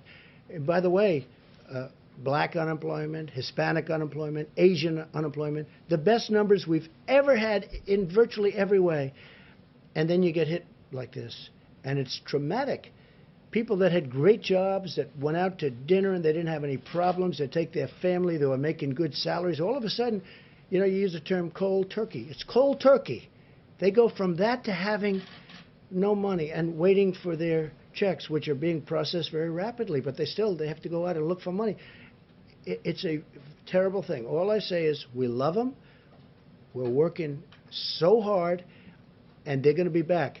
And I hope they're going to be back even stronger than before. Let me ask you about that if I can, just to follow up then. You chose not to do a national stay-at-home order. Now that you say you want to reopen parts of the economy, what authority do you have to do that? Isn't it ultimately up to the states to do that? Yeah, no, it's really, the states can do things if they want. I can override it if I want. But the national stay-at-home, just so you understand, 95% of the country is stay-at-home. Like as an example, I was speaking with the great governor of Texas, Greg Abbott, the other day. He has a stay-at-home. A lot of people didn't even know it, but he had a stay-at-home. Some people reported Texas wasn't. He had a very strong, actually a very strong stay-at-home. 95 to 96%, South Carolina, as you know, has it, which at one point, a week ago, they didn't have. South Carolina, another great governor, McMaster. No, 95% of the country is covered. Now, the states that aren't, and again, constitutionally, from a federalist standpoint, if I thought there was a problem, if I saw a state with a problem, I would absolutely demand it. But they're doing great. And the states that aren't are states that have not had a big problem. What authority do you have to reopen right now? The same way that it's up to the states to shut it down, it's up to them to reopen. I have great authority if I want to use it. I would rather have the states use it. I would rather, and this is so shocking for me. A lot of people are saying, wow, he's really very reasoned, isn't he? A lot of people are shocked. They think I'd do it. I have absolute authority to use it. But so far, our relationship with governors and the job they're doing, I haven't had to do it. Would I do it if I saw a state that was out of control and they didn't have the stay-at-home policy? I would do it in a heartbeat. Jeff? Mr. President, there's obviously a lot of interest in how you're going to make that decision. It's a very big decision. I don't know that I've had a bigger decision than that when you think, right? I mean, think of that decision. Somebody said it's totally up to the president. I saw this morning. It's totally up, and it is. I don't know that I've had a bigger decision. But I'm going to surround myself with the greatest minds. Not only the greatest minds, but the greatest minds in numerous different businesses, including the business of politics and reason. And we're going to make a decision, and hopefully it's going to be the right decision. I will say this. I want to get it open as soon as we can. We have to get our country open, Jeff. Can you say, sir, what metrics you will use to make that decision? The metrics right here. That's my metrics. That's all I can do. I can listen to 35 people. At the end, I've got to make a decision. And I didn't think of it until yesterday. I said, you know, this is a big decision. But I want to be guided. I'm going to be guided by them. I'm going to be guided by our vice president. I'm going to make a decision based on a lot of different opinions. Some will maybe disagree, and some I'd love to see it where they don't disagree.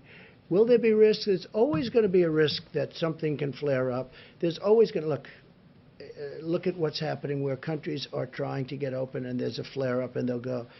But I'd like the flare-up to be very localized so that we can control it from a local standpoint without having to close. There's always a risk. This is genius that we're fighting. You know, we're fighting this hidden enemy, which is genius, okay? It's genius. The way it's attacked so many countries at so many different angles. And, I mean, you take a look at what's going on. And the greatest doctors in the world, I think they're close, by the way, but they haven't figured it out yet. Look what it's done to some people. I mean, some people it's grabbed, and it's a horrible way to go. You want to know the truth? It's a horrible, and then other people it hardly has an impact on. We talked about it. It sniffles. It's less. They don't even know they had anything. And some people, I looked at New York this morning, and I look at what's happening and the amount of people that are dying, and dying, violently dying. It's a very tough adversary. But we're going to win, and we're going to win it. We're going to win it very decisively. I'm going to have to make a decision, and I only hope to God that it's the right decision.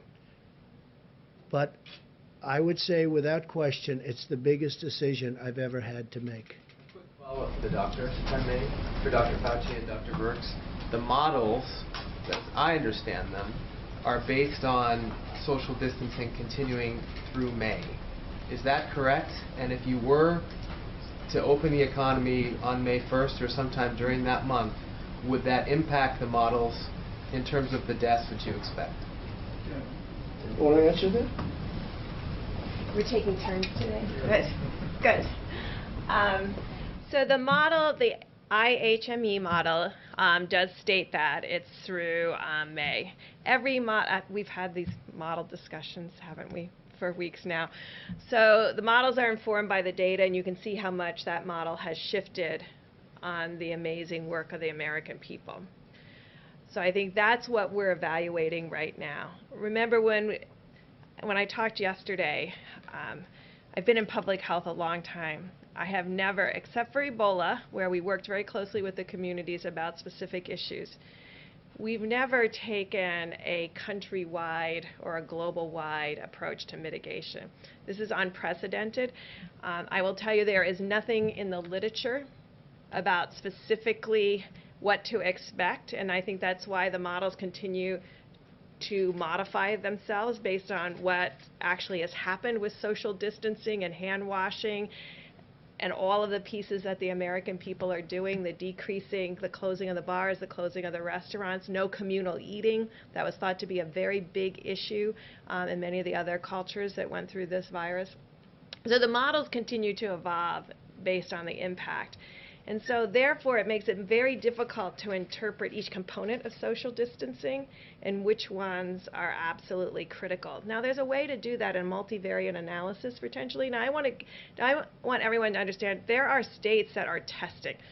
There are states that are doing contact tracing. So I mean, I think sometimes we get, we look at what New York is doing and Detroit, and we forget that there's a Utah and a New Mexico and a North and South Dakota and a whole series of states that have been doing testing and contact tracing and have been testing at rates higher than that per capita rate that we all have discussed. So we're looking at that. What did they do? Where are the most vulnerabilities? Where are the outbreaks most likely to occur? And that's why I've been talking about nursing homes, because we do believe that there's a relationship between age and seriousness of disease. Not to say that there can't be young people with serious disease, but proportionally, it's a smaller piece with serious disease. And so when you have that kind of spectrum where the older and the more complicated, the higher the severity, you get the impression that there may be more asymptomatic in younger age groups, and that's where the antibody test comes in. So when you put all these pieces together, you're trying to understand where would be the first signals. So we have surveillance out there right now with the CDC's influenza-like illness. I hope you're all tracking that. It is showing these small changes. I think we can believe in that as a surveillance tool married with their syndromic piece, giving us the insight about where to test and then where to proactively test. And nursing homes and other vulnerable groups, because that has been the signal in a series of the states that have very, very low prevalence and incidence of disease. So that's the kind of factors we're putting all together to really define the best way forward. And we have superb roadmaps. I hope you all have seen them. There's been about 6 different roadmaps to opening that people have put online.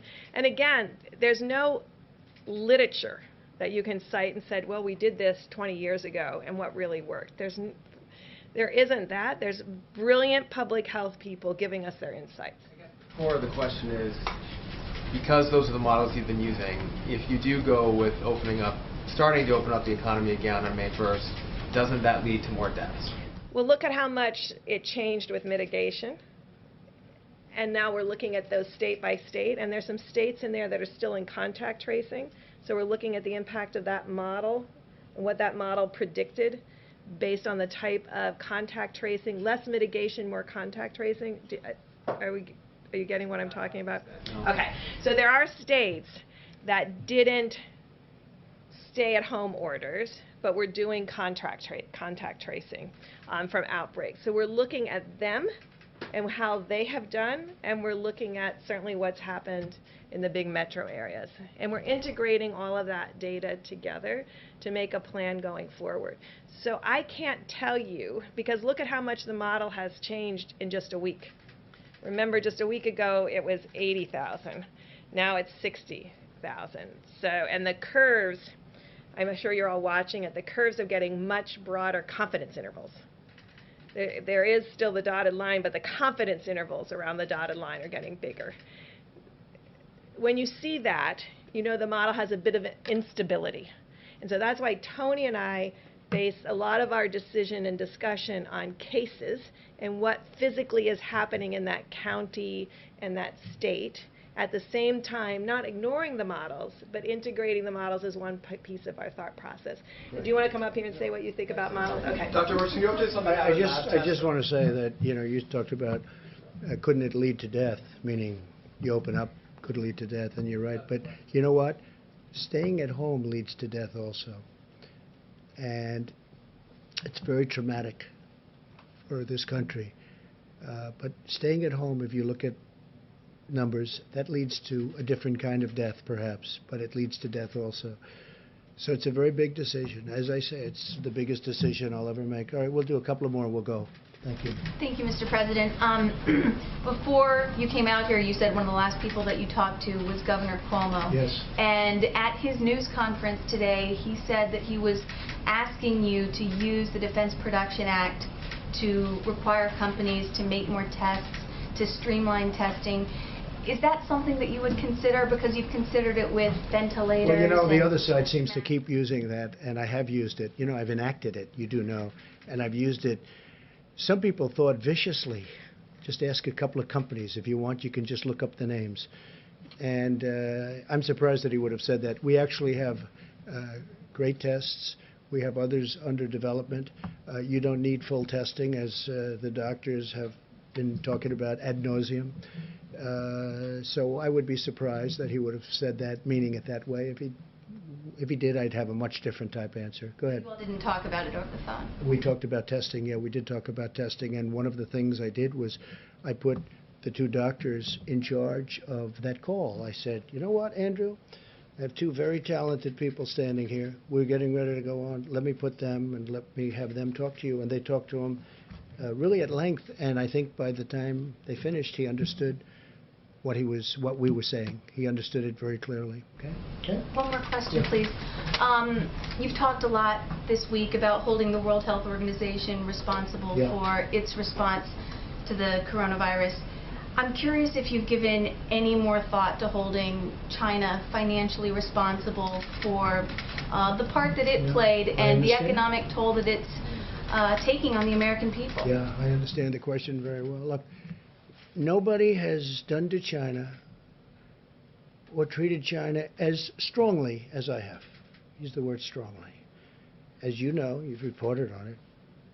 Billions and billions of dollars is flowing into our treasury because of what I've done with China.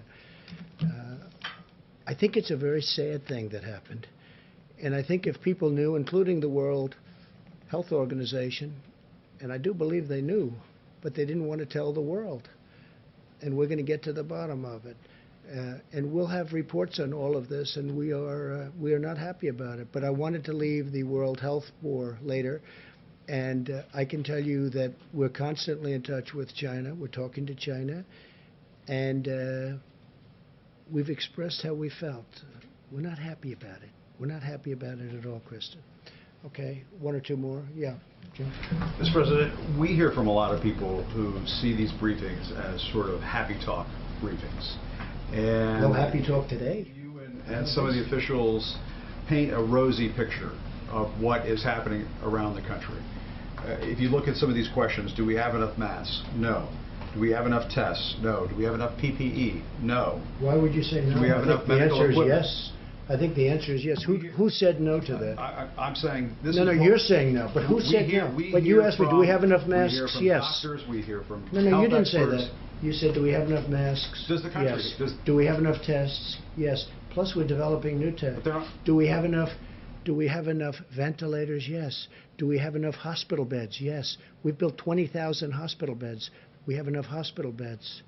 Go ahead, Jim. Let's go. what do you say to... I mean, you watch the coverage. You know what I You're say? watching a lot of the coverage. Well, a lot of it's These fake news. doctors who... No, no, A lot of it's not- fake news. A lot of it's fake news. Let me just When tell the you. doctors The- and the the medical experts governors- come on our air the and governors say that reported- we don't have enough tests, we don't have enough The governor, masks. yeah, depending on your air, they always say that because otherwise you're not going to put them on. Let me just tell you something. The governors have said last night, they had a group of governors, 14 governors, they were together someplace, and they said, it's been unbelievable what's happened. We've been totally responsive.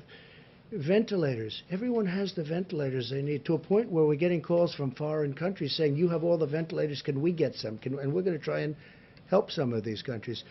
These people have done an incredible job. This is not happy talk. Maybe it's happy talk for you. It's not happy talk for me. We're talking about death. We're talking about the greatest economy in the world. One day I have to close it off. And we did the right thing because maybe it would have been 2 million people died instead of whatever that final number will be, which could be 60, could be 70, could be 75, could be 55.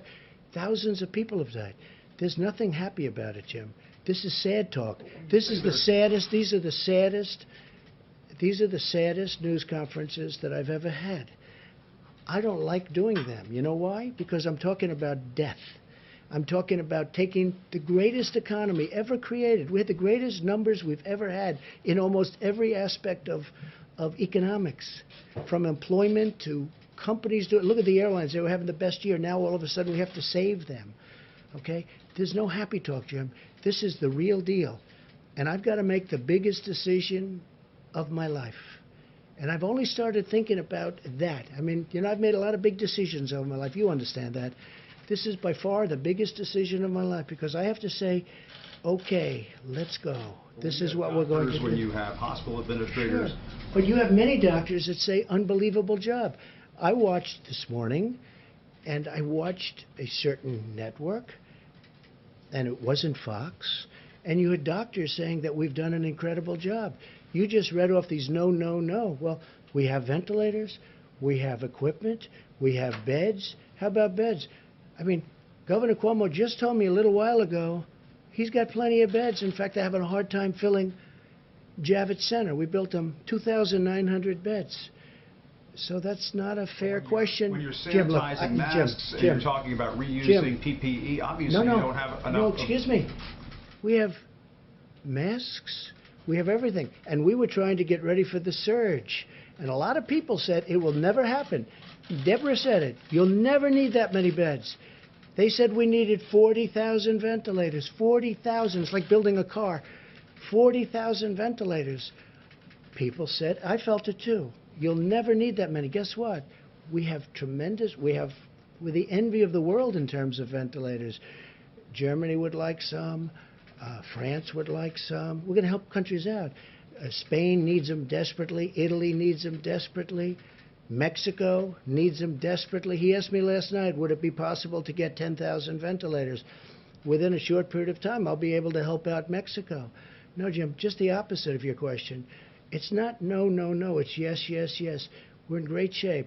And you know what? What's happening now is those numbers are horrible. But take a look at the number of beds. We have beds available all over New York. New York really being the epicenter. New York has experienced something that has been absolutely horrific. I saw Hart's Island yesterday. I saw those people being buried yesterday. Fortunately, we have the beds, and you can speak to Mayor de Blasio, you can speak to Governor Cuomo. People can't even believe the job we've done. They can't even believe it. And I give tremendous credit to the military. This has been a military operation with private people. Wait a minute. Wait. I give tremendous credit to our military, to the Army Corps of Engineers, to FEMA, to these people. The job they've done is incredible. And you shouldn't be asking that kind of a question. Jim, honestly. Had the country been better Okay, look, prepared I really don't believe you're that bad a guy. onset of this? You shouldn't be asking that kind of a question. You should say, you know what? It's been really incredible what's been happening. Jim, nobody's asking. What governor, let me ask you this. What governor, we have more tests than anybody in the world. We have virtually every country in the world calling us, asking us, how do we get these tests that you have? Your testing is the best in the world. How do we get it? They've done a fantastic job. And when you ask a question like that, it's very insulting to a lot of great people. Okay, one more, please. Please, go ahead. Thank you, Mr. President. You may have seen how Sweden has responded to the pandemic. The schools are open.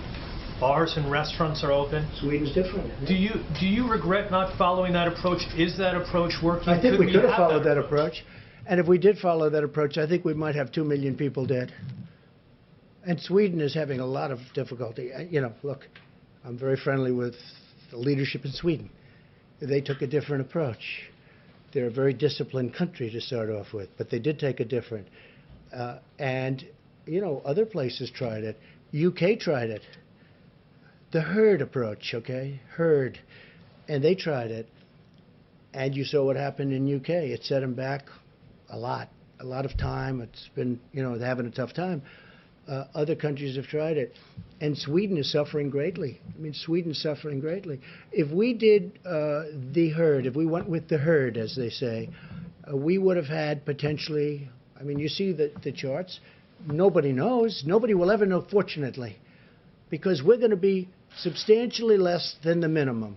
I certainly hope, unless something happens that would be tragic. So they had a minimum number. If we did, one of the reasons we're so far below that number is because nobody thought the American people could be so disciplined.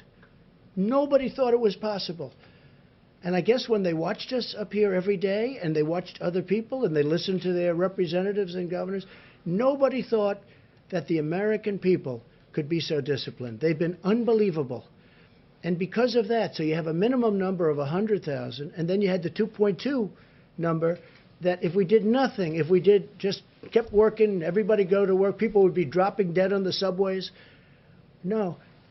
If we would have lost 1 million people, take the 2.2 million and cut it in half. Cut it in more than half. Make it 1 million people, okay? Now take that number and cut it in half. Make it 500,000 people. That's if we did nothing, right? It's unacceptable. It's too many people. So we spent more money on stimulus? Who cares by comparison? You take 2.2, you cut it in half, you cut it in half, you cut it in half, you keep cutting it in half. I don't care what number you choose. 500,000, 400,000. Well, we're going to have, we were talking 50, 60, 65, maybe. Maybe. But if we would have done what one country tried, and it has been very tough for them, you know that, very, very nasty, very tough. But if we would have done that here, and again, you got to remember, UK tried it. And I was a little surprised, and I watched it. They were going about, what, 2 weeks, and they said, we got to stop, because they were going to have a whole country infected. So, with all of that being said, we got to get back to work. We got to get our country open.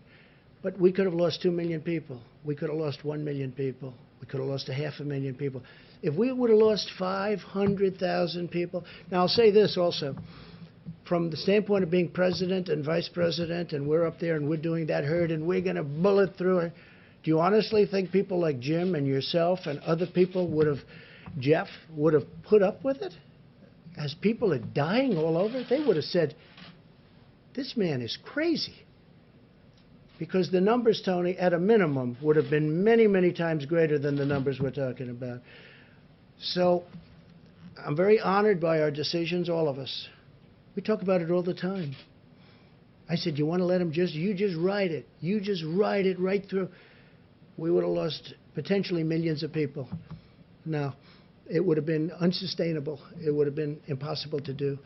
And the American people have been so disciplined. It's been my honor to be their president. I've said it before. I'll say it again. I'll say it always. It's been my great honor to have been their president. And I have a big decision coming up. And I only hope to God that it's the right decision. But it'll be based on the input from a lot of very talented people, very smart people, and people that love our country. Thank you all very much. Thank you. Thank you. Thank you.